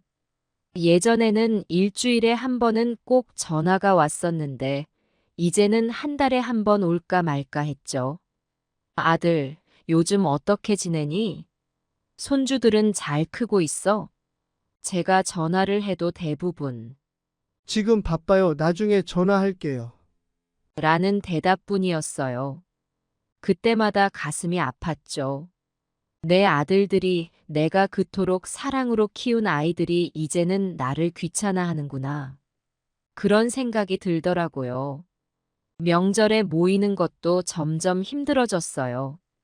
예전에는 설날이고 추석이고 온 가족이 모여 시끌벅적 웃고 떠들었는데 이제는 겨우 모이더라도 분위기가 싸늘했죠. 한 번은 두철이네 집에 갔다가 며느리와 이야기를 나누게 됐어요. 제가 손주 방에 들어가 이것저것 정리하고 있는데 며느리가 들어와서는 이렇게 말하더라고요. 어머님, 요즘 자주 오시네요. 저희가 알아서 살 테니 너무 신경 쓰지 마세요. 그 말을 듣는 순간 가슴이 철렁 내려앉더라고요. 내가 귀찮은 존재가 되었나. 그런 생각이 들자 눈앞이 캄캄해졌어요. 옥철이네도 마찬가지였어요. 어느 날 손주를 보러 갔더니 며느리가 차갑게 대하더군요. 제가 손주에게 우유를 먹이려고 하자 며느리가 말했어요. 어머님, 애 키우는 건 저희 스타일대로 할 거예요. 어머님 방식은 좀 구식이라. 그 말에 얼마나 상처받았는지 모릅니다. 내가 그렇게 못마땅한가 하는 생각에 눈물이 났어요. 집으로 돌아오는 길에 혼자 한참을 울었죠. 그래도 처음에는 내가 노력하면 되겠지 하고 긍정적으로 생각했어요. 더 자주 연락하고 더 많이 찾아가려고 했죠. 아들들 회사에 도시락도 싸들고 갔어요. 며느리들 생일에는 비싼 선물도 사주고 하지만 그럴수록 아이들은 더 멀어지는 것 같았어요. 제가 찾아가면 어색해하는 게 눈에 보이더라고요. 때로는 제가 갔을 때 집에 아무도 없는 경우도 있었어요. 나중에 알고 보니 일부러 외출한 거더라고요. 명절에 모이면 아들들은 핸드폰만 들여다보고 며느리들은 서로 소곤거리며 웃었죠. 저는 그저 구석에 앉아 손주들 보는 것으로 만족해야 했어요. 가족이라는 울타리 안에서 제가 점점 외톨이가 되어가는 걸 느꼈습니다. 그래도 나는 부모니까 하며 참았어요. 아들들이 잘 되길 바라는 마음에 재정적 지원도 계속했고 손주들 학원비며 여행 경비까지 제가 다 대줬죠. 큰 손주가 피아노를 배우고 싶다고 했을 때 저는 망설임 없이 비싼 그랜드 피아노를 사줬어요. 작은 손주가 해외 어학 연수를 가고 싶다고 했을 때도 전액 지원해줬죠. 할머니, 정말 감사해요. 사랑해요. 손주들이 그렇게 말할 때면 잠시나마 제 마음이 따뜻해지는 걸 느꼈어요. 하지만 그런 순간도 잠시. 곧이어 아들들의 차가운 반응에 다시 마음이 얼어붙곤 했죠. 어느 날 저는 큰아들 두철이에게 전화를 걸었어요. 아들 목소리를 듣고 싶은 마음에 손이 먼저 움직였던 거죠. 두철아, 엄마야. 잘 지내고 있니? 네, 어머니. 무슨 일이세요? 아들의 목소리가 조금 퉁명스럽게 들렸지만 저는 애써 밝은 목소리를 유지하려 노력했어요. 별일은 아니고 그냥 두철이 목소리가 듣고 싶어서. 요즘 회사 일은 어떠니? 바쁘겠구나. 그냥 그렇죠. 어머니 무슨 용건 있으세요? 아들의 말투에 서운함이 밀려왔지만 저는 참았어요. 대신 조심스럽게 물었죠. 아들, 혹시 회사 운영하는데 자금이 필요하진 않니? 엄마가 좀 도와줄 수 있는데. 그 말을 하자마자 두철이의 목소리가 확 변하더라고요. 엄마, 제발요. 제 일에 간섭하지 마세요. 저 이제 애도 아니고 어엿한 어른이에요. 스스로 알아서 할 수 있다고요. 그 말을 듣는 순간 가슴이 찢어지는 것 같았어요. 눈물이 왈칵 쏟아질 것 같았지만 애써 참았죠. 그래, 미안하구나. 엄마가 너무 참견했나 보네. 그냥 너희가 잘 되길 바라는 마음에. 알아요, 알아. 하지만 저희 일은 저희가 알아서 할게요. 어머니는 그냥 편하게 쉬세요. 전화를 끊고 나서야 참았던 눈물이 쏟아졌어요. 내 아들이, 내가 그토록 사랑으로 키운 아들이 나를 이렇게 대하다니. 며칠 뒤, 이번에는 작은 아들 옥철이네 집에 찾아갔어요. 미리 연락은 하지 않았지만 손주들 얼굴이라도 보고 싶어서 무작정 갔던 거죠. 현관문을 열고 들어서자 며느리가 놀란 표정으로 저를 쳐다보더라고요. 어머님, 갑자기 웬일이세요? 아, 그냥 지나가다 들렀어. 손주들 보고 싶어서. 며느리의 표정이 썩 밝지 않았지만 저는 애써 미소를 지으며 거실로 들어섰어요. 하지만 며느리의 태도는 차가웠어요. 제가 거실에 앉아 있는데도 불구하고 마치 제가 없는 것처럼 행동하더라고요. 며느리야, 애들은 학교 갔니? 며느리는 대답 없이 휴대폰만 만지작거리고 있었어요. 어색한 침묵이 이어지다가 저는 다시 말을 걸었죠. 오늘 저녁은 뭘 해 먹을 거니? 내가 도와줄 게 있으면 말해. 한참을 그렇게 있다가 마지못해 대답하는 듯한 말투로 며느리가 말하더군요. 어머님, 저희가 알아서 할 테니 신경 쓰지 마세요. 그리고 앞으로 미리 연락도 없이 오시면 곤란해요. 저희도 생활이 있어서요. 그 말에 얼마나 가슴이 아팠는지 모릅니다. 내가 그렇게 귀찮고 싫은 존재였나 하는 생각에 눈물이 났어요. 그렇구나. 미안하구나. 다음부턴 꼭 연락하고 올게. 집으로 돌아오는 길 발걸음이 무거웠어요. 그날 밤 베개를 부둥켜 안고 한참을 울었죠. 내가 대체 뭘 잘못했을까? 자식들을 위해 평생을 바쳤는데 왜 이렇게 서로 멀어진 걸까?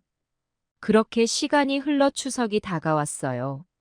예전 같았으면 일주일 전부터 장을 보고 음식을 준비하느라 분주했겠지만 이번엔 달랐어요. 아들들에게 연락해봤지만 둘 다 바쁘다며 오지 않겠다고 하더라고요. 엄마, 이번 추석엔 처가에 가기로 했어요. 죄송해요. 어머니, 저희는 이번에 해외여행 가요. 다음에 찾아뵐게요. 결국 저 혼자 쓸쓸히 차례를 지냈어요. 텅 빈 집안을 바라보며 옛날 생각이 났죠. 온 가족이 모여 떠들썩하게 지내던 그 시절이 그리워졌어요. 한 달 뒤 큰며느리 생일이라 선물을 들고 찾아갔어요. 미리 연락은 했지만 며느리의 반응은 영 시큰둥했죠. 어머님, 일부러 오시지 않으셔도 됐는데. 아니야, 며느리 생일인데 안 올 수가 있나. 자, 이거 내가 예전에 갖고 싶어 하던 가방이야. 며느리는 선물을 받아들고 잠깐 눈이 반짝였지만 이내 무덤덤한 표정을 지었어요. 감사합니다. 근데 어머님, 저희가 어머님께 드릴 말씀이 있어요. 그 말에 가슴이 덜컥 내려앉았어요. 며느리는 조심스럽게 말을 이어갔죠. 저희가 요즘 좀 힘들어서 어머님께서 도와주실 수 있을까 해서요. 아이들 유학 보내고 싶은데 비용이 만만치 않아서. 순간 머리가 어지러워졌어요. 내가 귀찮은 존재라더니 이제 와서 돈이 필요하다고. 하지만 저는 애써 감정을 누르고 대답했죠. 그래, 알았어. 한번 생각해 볼게.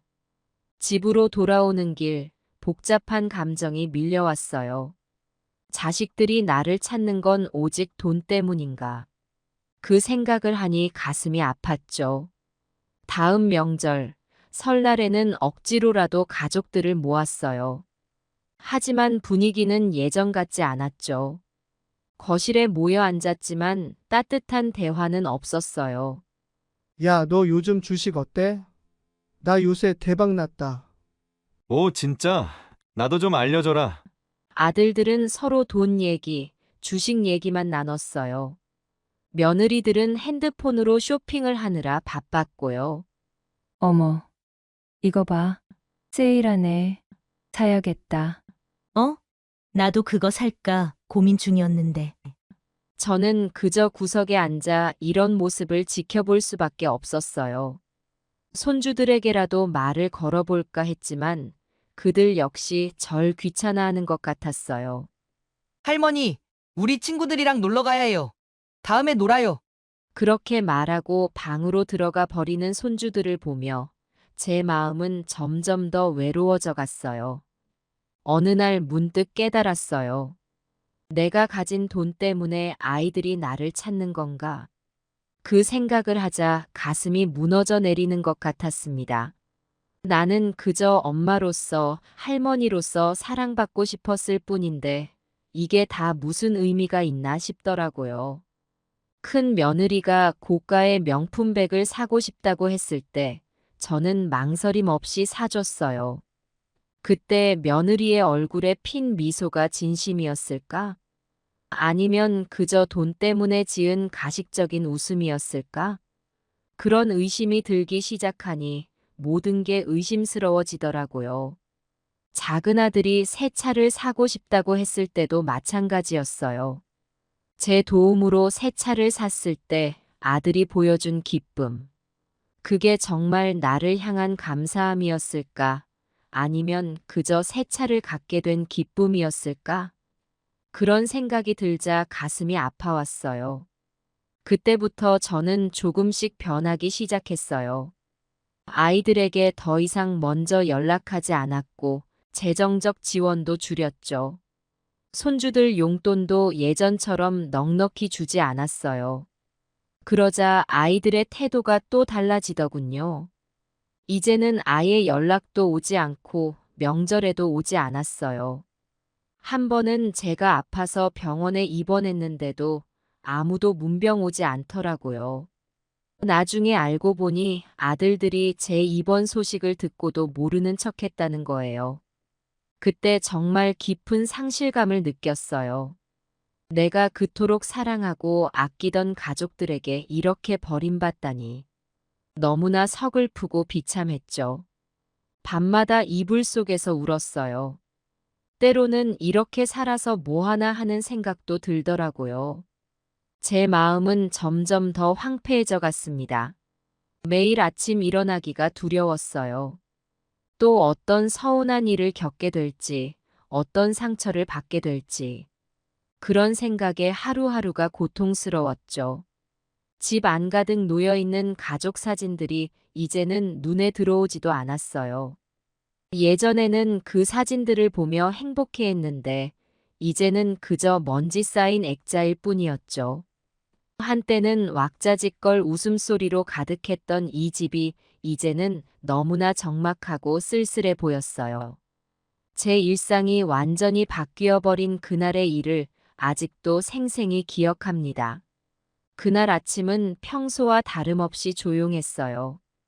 창밖으로 들어오는 따스한 햇살에 일어나 혼자 아침 식사를 준비했죠. 텔레비전에서는 뉴스가 흘러나오고 있었지만 저는 그저 습관적으로 틀어놓은 것뿐이었어요. 오늘의 주요 뉴스입니다. 최근 노인 빈곤 문제가 심각해지고 있어. 뉴스에서 흘러나오는 소리가 귓가에 맴돌았지만 저는 크게 신경 쓰지 않았어요. 그저 늘 그랬듯이 혼자 식탁에 앉아 김이 모락모락 나는 된장찌개를 앞에 두고 숟가락을 들었을 때였어요. 갑자기 초인종이 울리더군요. 평소 같았으면 택배가 왔나 하고 그냥 넘어갔을 텐데 그날따라 왠지 모를 불안감이 엄습해 왔어요. 천천히 일어나 현관문으로 향했죠. 손잡이를 잡는 순간 왠지 모를 두근거림이 느껴졌어요. 문을 열어보니 두 아들 두철이와 옥철이가 서 있었습니다. 오랜만에 찾아온 아들들을 보니 반갑기도 했지만 한편으로는 불안한 마음이 더 커졌어요. 그들의 표정이 평소와는 달랐거든요. 어머니 안녕하세요. 오랜만이에요. 두철이가 먼저 인사를 건넸어요. 그의 목소리에서 어떤 긴장감이 느껴졌죠. 그래, 어서 들어오너라. 아침 먹었니? 제가 물었지만 아들들은 고개를 저었어요. 그들의 표정이 심상치 않아 보였죠. 아니요. 어머니, 오늘은 중요한 얘기가 있어서 일부러 아침도 안 먹고 왔어요. 옥철이가 말했어요. 그 말에 제 가슴이 더 쿵쾅거리기 시작했죠. 거실로 들어가 자리에 앉았어요. 평소 같으면 아들들에게 차라도 한 잔 내줬을 텐데 그날은 왠지 그럴 여유가 없었어요. 방 안에 무거운 침묵이 내려앉았죠. 잠시 후 두철이가 입을 열었습니다. 어머니 오늘은 정말 중요한 얘기가 있어서 왔어요. 어머니께서 들으시면 조금 놀라실 수도 있지만 저희가 오래 생각하고 결정한 거니까 잘 들어주세요. 그 말에 가슴이 덜컥 내려앉더군요. 평소 같지 않은 두철이의 표정을 보니 좋지 않은 예감이 들었어요. 옥철이가 이어 말했어요. 어머니, 저희가 생각해봤는데 어머니 재산을 미리 상속받는 게 어떨까요? 어차피 나중에 저희 것이 될 텐데 지금 받으면 저희도 사업하는데 큰 도움이 될 것 같아요. 순간 귀를 의심했습니다. 내 아들들이 내가 그토록 사랑으로 키운 자식들이 이런 말을 하다니. 눈앞이 캄캄해지는 것 같았어요. 가슴 한구석이 찢어지는 듯한 아픔이 밀려왔습니다. 그게 무슨 소리니? 난 아직 정정하고 살아있는데 왜 상속 얘기를 하는 거야? 제 목소리가 떨리고 있었어요. 손에 쥐고 있던 찻잔도 덜덜 떨리고 있었죠. 아들들은 서로 눈치를 보더니 다시 말을 이어갔어요. 어머니, 오해하지 마세요. 저희가 어머니를 버리려는 게 아니에요. 그저 어머니의 노후와 저희 미래를 함께 생각해서 내린 결정이에요. 두철이가 말했어요. 하지만 그의 말이 전혀 위로가 되지 않았죠. 맞아요, 어머니. 요즘 세상이 많이 바뀌었잖아요. 젊을 때 투자해야 나중에 더 큰 돈을 벌 수 있다고요. 어머니 돈으로 투자하면 더 큰 돈을 벌 수 있을 거예요. 그러면 어머니한테도 더 잘해 드릴 수 있고. 두철이의 말을 들으며 저는 과거를 회상했어요. 두철이가 대학에 입학했을 때 얼마나 기뻐했었는지, 첫 월급을 받아와 저에게 선물을 사줬을 때 얼마나 감동했었는지, 그때가 생각나더라고요. 두철이가 처음으로 월급을 받아온 날이었죠. 어머니, 제 첫 월급으로 선물 샀어요. 받으세요. 두철이가 내민 선물 상자를 열었을 때 그 안에는 제가 늘 갖고 싶어 하던 손목시계가 들어 있었어요. 비싼 건 아니었지만 아들의 정성이 듬뿍 담긴 선물이었죠. 어머니, 앞으로 제가 더 열심히 일해서 어머니께 좋은 것만 해드릴게요. 그동안 고생하신 거 다 갚아드릴 거예요. 그때 두철이의 눈에 맺혔던 눈물을 저는 잊을 수가 없어요. 그런 아들이 지금 이런 말을 하고 있다니 도저히 믿기지 않았어요. 옥철이도 거들었습니다. 맞아요. 어머니. 그리고 어머니 혼자 살기 불편하실 테니 좋은 요양원에 모셔드리면 어떨까요? 아니면 실버타운도 있어요. 거기서 또래분들이랑 지내시면 더 즐거우실 것 같은데. 옥철이의 말을 듣는 순간 제 마음속 무언가가 확 무너져 내렸어요. 내가 그토록 사랑했던 아들들이, 내가 평생을 바쳐 키운 자식들이 나를 이렇게 대하다니. 요양원이라니 나를 버리겠다는 말이나 다름없었어요. 옥철이가 태어났을 때가 떠올랐어요. 작고 연약했던 그 아이를 안고 얼마나 많은 꿈을 꾸었는지 모릅니다. 우리 옥철이 건강하게만 자라다오. 엄마가 널 위해서라면 뭐든 할 거야.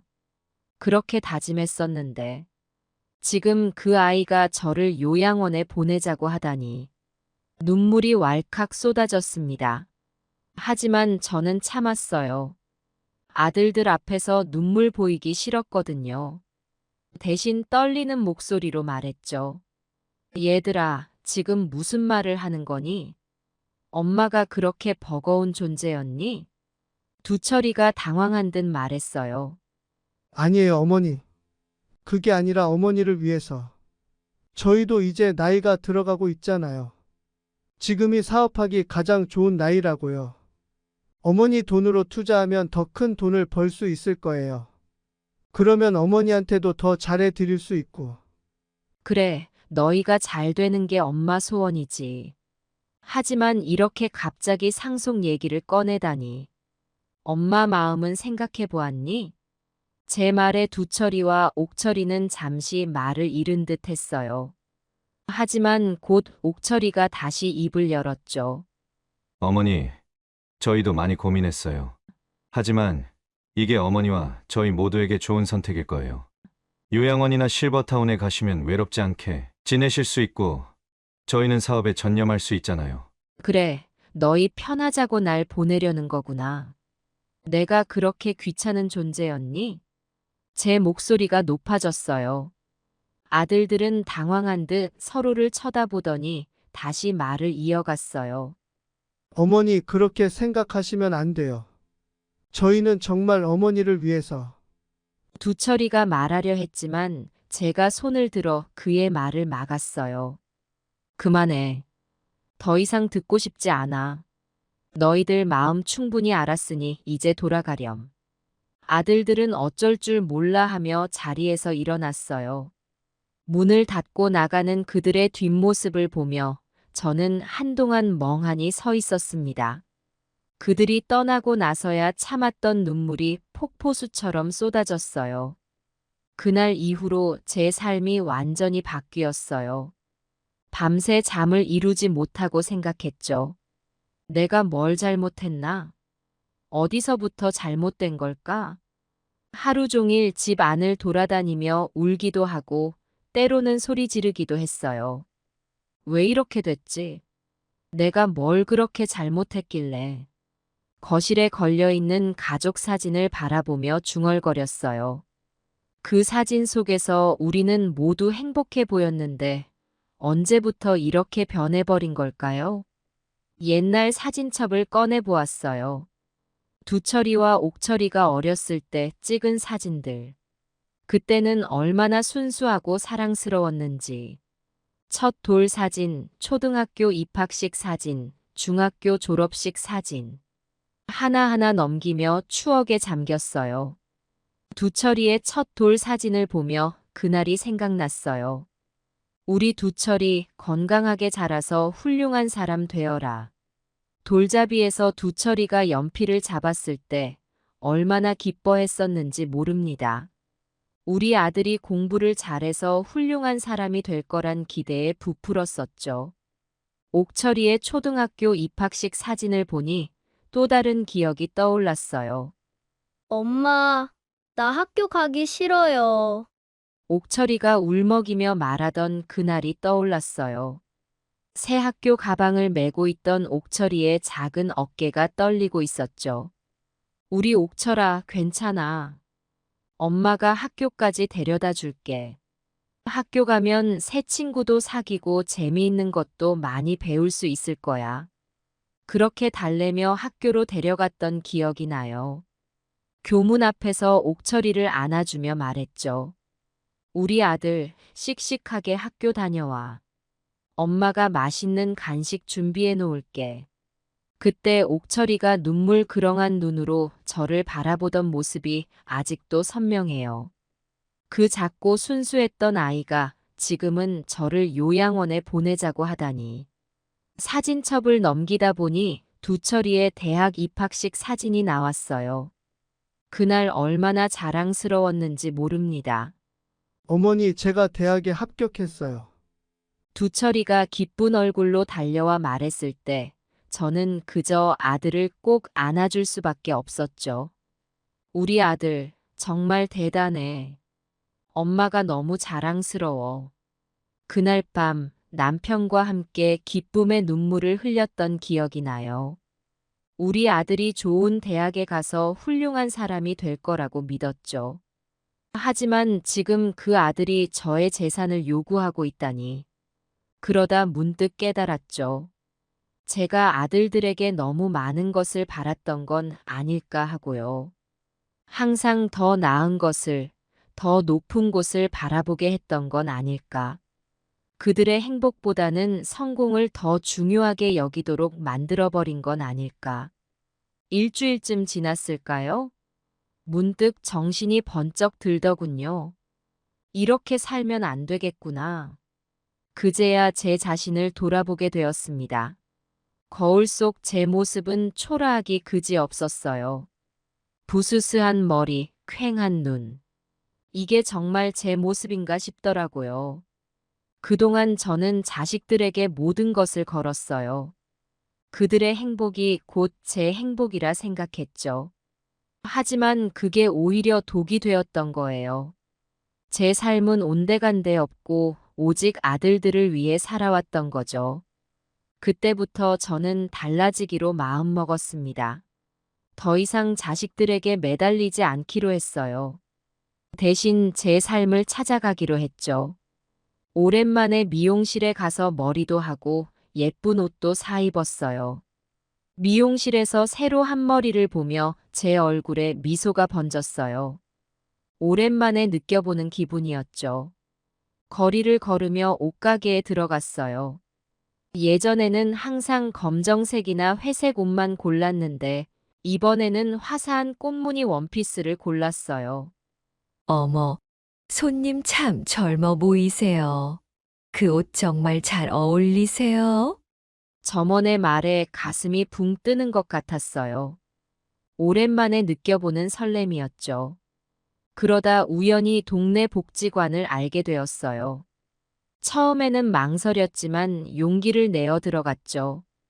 거기서 요가도 배우고 노래 교실도 다녔어요. 새로운 친구들도 사귀었고요. 요가를 하면서 몸이 유연해지는 걸 느꼈어요. 그동안 굳어있던 제 몸과 마음이 조금씩 풀리는 것 같았죠. 노래 교실에서는 제 목소리를 들으며 놀랐어요. 이렇게 맑은 목소리가 제 안에 있었다니. 새로 사귄 친구들과 이야기를 나누면서 많은 것을 배웠어요. 비슷한 처지의 사람들도 있었고, 저보다 더 힘든 상황에 있는 분들도 있었죠. 그들의 이야기를 들으며 제 처지를 다시 한번 돌아보게 되었어요. 처음으로 제 인생을 살아가는 것 같았어요. 아침에 일어나면 기대감에 가슴이 설렜고, 밤에 잠들 때는 내일이 기다려졌죠. 이렇게 사는 게 행복이구나. 그제야 깨달았어요. 한 달쯤 지났을까요? 두철이에게서 전화가 왔어요. 어머니 요새 연락도 없으시고 무슨 일 있으세요? 저는 담담하게 대답했죠. 아니, 별일 없어. 그냥 내 생활하느라 바빴어. 두철이의 목소리에서 당혹감이 느껴졌어요. 평소 같았으면 무슨 일 있냐고 걱정하고 물어볼 텐데 이번에는 달랐죠. 제가 변한 걸 느낀 걸까요? 그 뒤로 아들들의 태도가 조금씩 변하기 시작했어요. 가끔 안부 전화도 오고 명절에 찾아오기도 했죠. 하지만 저는 더 이상 예전의 저가 아니었어요. 그들에게 의지하지 않고 제 삶을 살아가는 법을 배웠거든요. 명절에 아들들이 찾아왔을 때 저는 그들을 반갑게 맞이했지만 예전처럼 온 신경을 쓰지는 않았어요. 제 일상을 방해받고 싶지 않았거든요. 아들들은 제 변화를 느꼈는지 어색해하는 듯 했어요. 어머니, 요새 좀 달라지신 것 같아요. 무슨 일 있으세요? 옥철이가 조심스럽게 물었어요. 그래? 내가 달라졌니?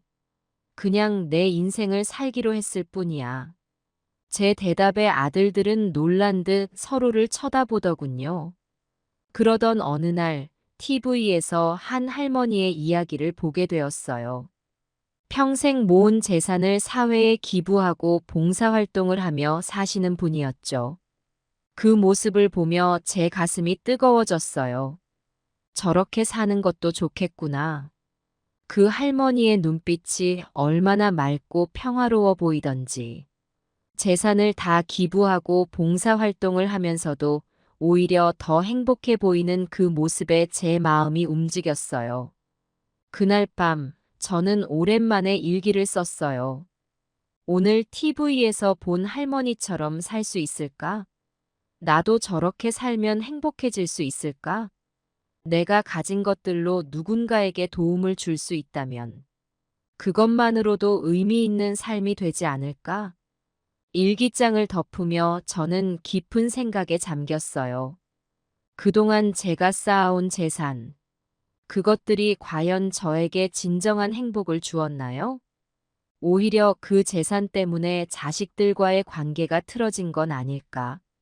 그런 생각이 들더라고요.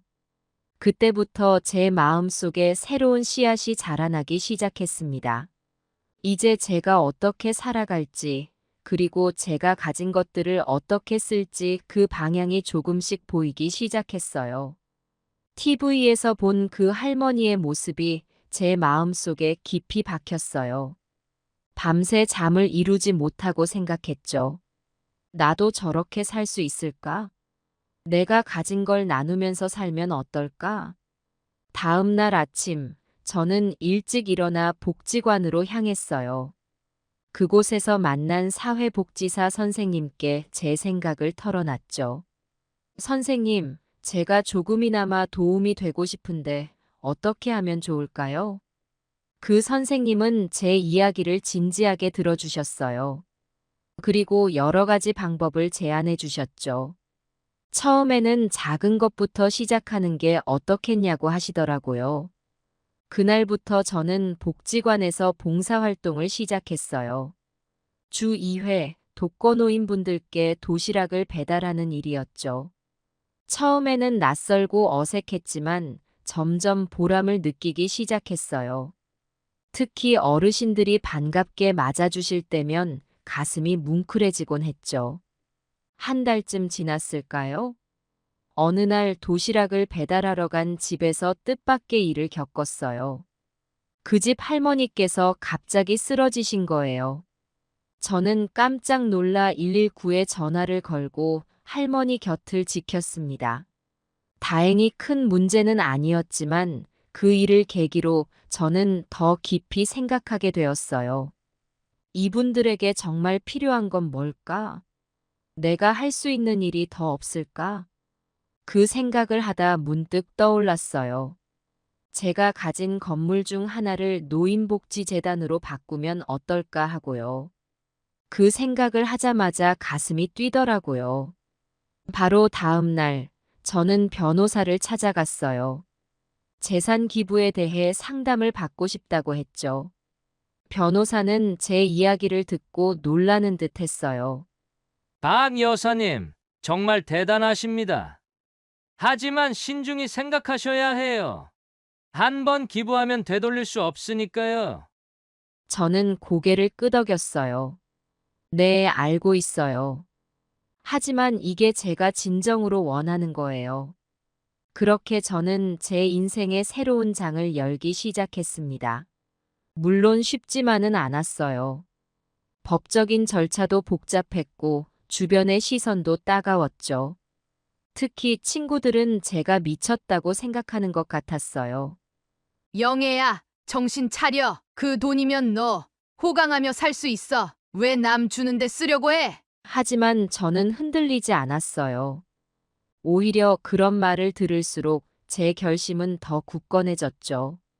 한 달 후 드디어 모든 절차가 끝났어요.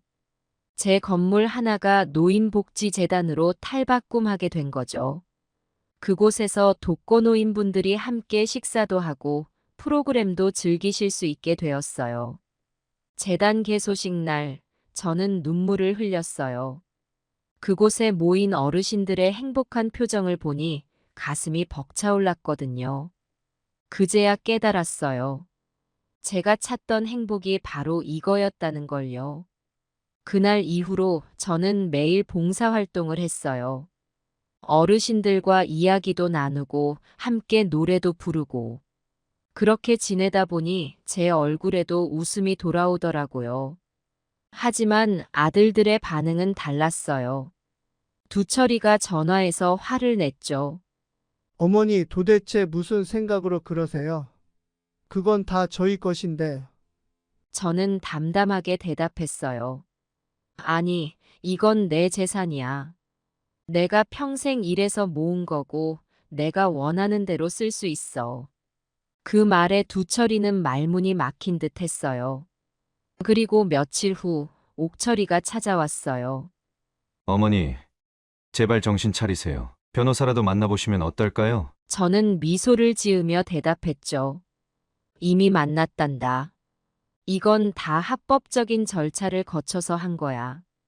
아들들은 한동안 저를 이해하지 못했어요. 하지만 저는 개의치 않았습니다. 오히려 이제야 진정한 제 삶을 살고 있다는 느낌이 들었거든요. 그렇게 시작된 제 기부 활동은 점점 더 커져갔어요. 노인복지재단을 시작으로 이번에는 저소득층 아이들을 위한 장학재단을 만들었죠. 제가 어릴 적 가난 때문에 배우지 못했던 기억이 떠올라서요. 그 아이들에게는 제가 못 이룬 꿈을 펼칠 기회를 주고 싶었어요. 장학재단을 만들 때는 더 큰 결심이 필요했어요. 제 재산의 상당 부분을 출연해야 했거든요. 하지만 망설이지 않았습니다. 오히려 가슴이 설렜어요. 그 돈으로 얼마나 많은 아이들이 꿈을 이룰 수 있을까 생각하니 말이에요. 재단 설립 소식이 알려지자 주변의 반응이 더 커졌어요. 친구들은 저를 걱정하는 눈치였죠. 영애야, 너 노후는 어쩔 거니? 그렇게 다 줘버리면 나중에 너는 어떻게 살려고 그러니? 저는 웃으며 대답했어요. 걱정 마. 나 아직 일할 수 있어. 그리고 이렇게 사는 게 더 행복해. 하지만 가족들의 반응은 달랐어요. 특히 며느리들이 심했죠. 어느 날 두철이 부부가 찾아왔어요. 며느리가 저를 노려보듯 쳐다보며 말하더군요. 어머님, 정말 너무하세요. 그 돈이면 손주들 유학도 보내고 결혼 자금도 마련할 수 있었는데 어떻게 남의 아이들 공부시키는데 쓰세요? 저는 차분히 대답했어요. 민정아, 그 아이들도 누군가의 소중한 자식이야. 그리고 우리 손주들은 너희가 키우면 돼. 부모 책임을 할머니한테 미루지 마. 그 말에 며느리는 얼굴이 붉어져서 나가버렸어요. 두철이도 어쩔 줄 몰라 하며 따라 나갔죠. 옥철이네도 마찬가지였어요. 어느 날 옥철이 부부가 와서는 한참을 설득하더라고요. 어머니, 우리 사업이 좀 어려워요. 제발 우리 좀 도와주세요. 그 돈을 우리한테 주시면. 저는 고개를 저었어요. 옥철아, 너희 사업은 너희가 알아서 해. 엄마가 평생 번 돈을 왜 너희 사업에 쏟아부어? 그리고 그 돈은 이미 재단에 출연했어. 돌이킬 수 없어. 그 말에 옥철이 부부는 화를 내며 나갔어요. 그 뒤로 아들들과 며느리들은 저를 완전히 외면하기 시작했죠. 명절에도 오지 않고 연락도 끊었어요. 처음에는 마음이 아팠어요. 하지만 시간이 지나면서 오히려 마음이 편해졌어요. 더 이상 그들의 눈치를 안 봐도 되니까요. 대신 저는 더욱 열심히 봉사활동을 했어요. 노인복지재단에서는 매일 어르신들과 함께 시간을 보냈고, 장학재단에서는 장학생들을 만나 이야기를 나눴죠. 그 아이들의 꿈 많은 눈빛을 볼 때마다 제 선택이 옳았다는 확신이 들었어요. 어느 날 한 장학생이 저에게 편지를 보내왔어요. 할머니, 제가 꿈꾸던 대학에 합격했어요. 할머니 덕분이에요.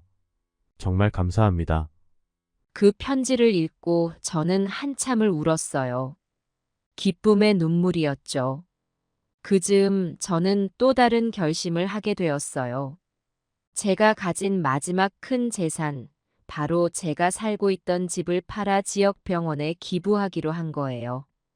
그 돈으로 첨단 의료 장비를 구입해 어려운 이웃들이 좋은 치료를 받을 수 있게 하고 싶었거든요. 이 소식을 들은 아들들이 또다시 찾아왔어요. 이번에는 변호사까지 동반한 채로요. 어머니, 이제 그만하세요. 어머니가 정신이 온전치 않으신 것 같아 후견인 신청을 했어요. 저는 그 말을 듣고 오히려 웃음이 나왔어요. 그래, 해봐라. 난 정신이 또렷해. 내 의지로 하는 거야. 오히려 너희가 부끄러운 줄 알아야 해. 결국 아들들의 후견인 신청은 받아들여지지 않았어요. 법원에서도 제가 온전한 정신을 가지고 있다고 판단한 거죠. 그 일이 있고 난 뒤 저는 더욱 단호해졌어요.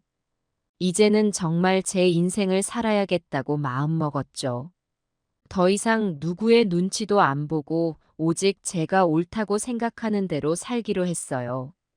집을 팔고 저는 작은 원룸으로 이사했어요. 그리고 매일 아침 일찍 일어나 봉사활동을 나갔죠. 때로는 노인복지재단에서, 때로는 장학재단에서, 그리고 가끔은 제가 기부한 병원에서요. 사람들은 절 보고 대단하다, 존경스럽다고 했지만 저는 그저 제 마음이 시키는 대로 살 뿐이었어요. 그렇게 살면서 오히려 제가 더 많은 것을 얻었거든요. 따뜻한 마음, 보람, 그리고 진정한 행복을. 매일 아침 일어나면 그날의 일정을 확인하는 게 제 일과가 되었어요. 노인복지재단에서 봉사할 날이면 일찍 일어나 도시락을 준비했죠. 홀로 사시는 어르신들께 따뜻한 밥 한 끼를 대접하는 일이 얼마나 보람찼는지 몰라요. 할머니, 오늘도 와주셔서 고마워요. 할머니가 만든 도시락이 제일 맛있어요. 이런 말을 들을 때마다 가슴이 뭉클해졌어요. 제가 누군가에게 도움이 될 수 있다는 사실이 너무나 기뻤죠. 장학재단에서 일할 때면 학생들과 만나는 시간이 가장 좋았어요. 그 아이들의 꿈과 희망을 들으며 저도 함께 젊어지는 느낌이었죠. 할머니, 제가 꼭 의사가 돼서 할머니처럼 어려운 사람들을 돕고 싶어요. 이런 말을 들을 때면 제 선택이 옳았다는 확신이 들었어요. 제가 가진 것들이 이렇게 소중한 곳에 쓰이고 있다는 사실에 감사했죠. 병원에서 봉사할 때면 환자들과 이야기를 나누는 시간이 가장 소중했어요. 그들의 아픔에 귀 기울이고 작은 위로라도 전해줄 수 있다는 게 얼마나 값진 일인지 몰라요. 할머니가 와주셔서 정말 힘이 돼요. 할머니 덕분에 오늘도 힘내서 치료받을 수 있을 것 같아요. 이런 말을 들을 때면 제 마음도 치유받는 것 같았어요. 물론 힘든 순간도 있었어요. 가끔은 지치기도 하고 외롭기도 했죠. 그럴 때면 예전 집에서 가져온 가족 사진을 꺼내보곤 했어요. 하지만 이제는 그 사진을 보며 원망하거나 슬퍼하지 않아요. 그저 지나간 시간의 한 페이지로 받아들이게 되었죠. 아들들과의 관계도 조금씩 변해갔어요. 처음에는 제가 재산을 모두 기부하고 봉사활동을 한다는 소식에 화를 냈지만 시간이 지나면서 그들도 조금씩 이해하기 시작했어요. 어머니 정말 대단하세요. 저희가 어머니를 잘못 봤어요. 큰아들 두철이가 어느 날 찾아와 이렇게 말하더라고요. 그 말을 들으며 저는 웃을 수 있었어요. 이제는 그들의 인정이 필요하지 않았거든요. 하지만 그들이 변화하는 모습을 보는 것도 나쁘지 않았죠. 이제 저는 제 삶에 완전히 만족해요. 매일 아침 일어나면 오늘 하루 또 어떤 좋은 일이 생길까 기대가 돼요. 봉사활동을 하면서 만난 새로운 친구들과 함께 시간을 보내는 것도 즐거워요. 가끔 옛날을 돌아보면 참 많은 것이 변했다는 생각이 들어요. 예전에는 돈과 가족이 전부인 줄 알았는데 이제는 그게 전부가 아니라는 걸 알게 되었죠. 진정한 행복은 나눔에서 온다는 것, 그리고 자신의 삶에 충실할 때 비로소 찾아온다는 것을 깨달았어요. 이 나이에 새로운 삶을 시작한다는 게 처음에는 두렵기도 했어요. 하지만 지금은 오히려 더 젊어진 것 같아요. 매일 새로운 것을 배우고 새로운 사람들을 만나니까요. 제 인생의 2막, 아니 어쩌면 3막이 시작된 것 같아요. 이번에는 정말 제가 주인공이 된 것 같아요. 더 이상 누군가의 엄마나 할머니가 아닌 그저 박영애로 살아가고 있어요. 앞으로 얼마나 더 살 수 있을지 모르겠어요. 하지만 남은 시간 동안 제가 할 수 있는 한많은 사람들에게 도움을 주며 살고 싶어요. 그것이 제가 찾은 인생의 의미이고 제가 느낀 진정한 행복이에요. 여러분도 언젠가는 저와 같은 선택의 순간이 올 거예요. 그때 부디 자신의 목소리에 귀 기울이세요. 남들의 기대나 사회의 압박에 굴하지 말고 여러분이 진정으로 원하는 삶을 살아가세요. 그것이 결국 여러분 자신뿐만 아니라 주변 사람들에게도 행복을 가져다 줄 거예요. 제 이야기가 여러분에게 조금이나마 위로와 용기가 되었기를 바랍니다. 우리 모두 각자의 방식으로 행복한 삶을 살아갈 수 있기를. 그리고 그 과정에서 서로에게 따뜻한 이웃이 되어줄 수 있기를 진심으로 바랍니다. 인생은 생각보다 길지 않아요. 하지만 또 생각보다 너무나 긴 여정이기도 해요. 그 여정을 어떻게 채워나갈지는 여러분의 선택에 달려 있어요. 저는 제 선택에 후회 없습니다. 여러분도 언젠가 뒤돌아봤을 때 후회 없는 선택을 하시길 바랍니다. 감사합니다.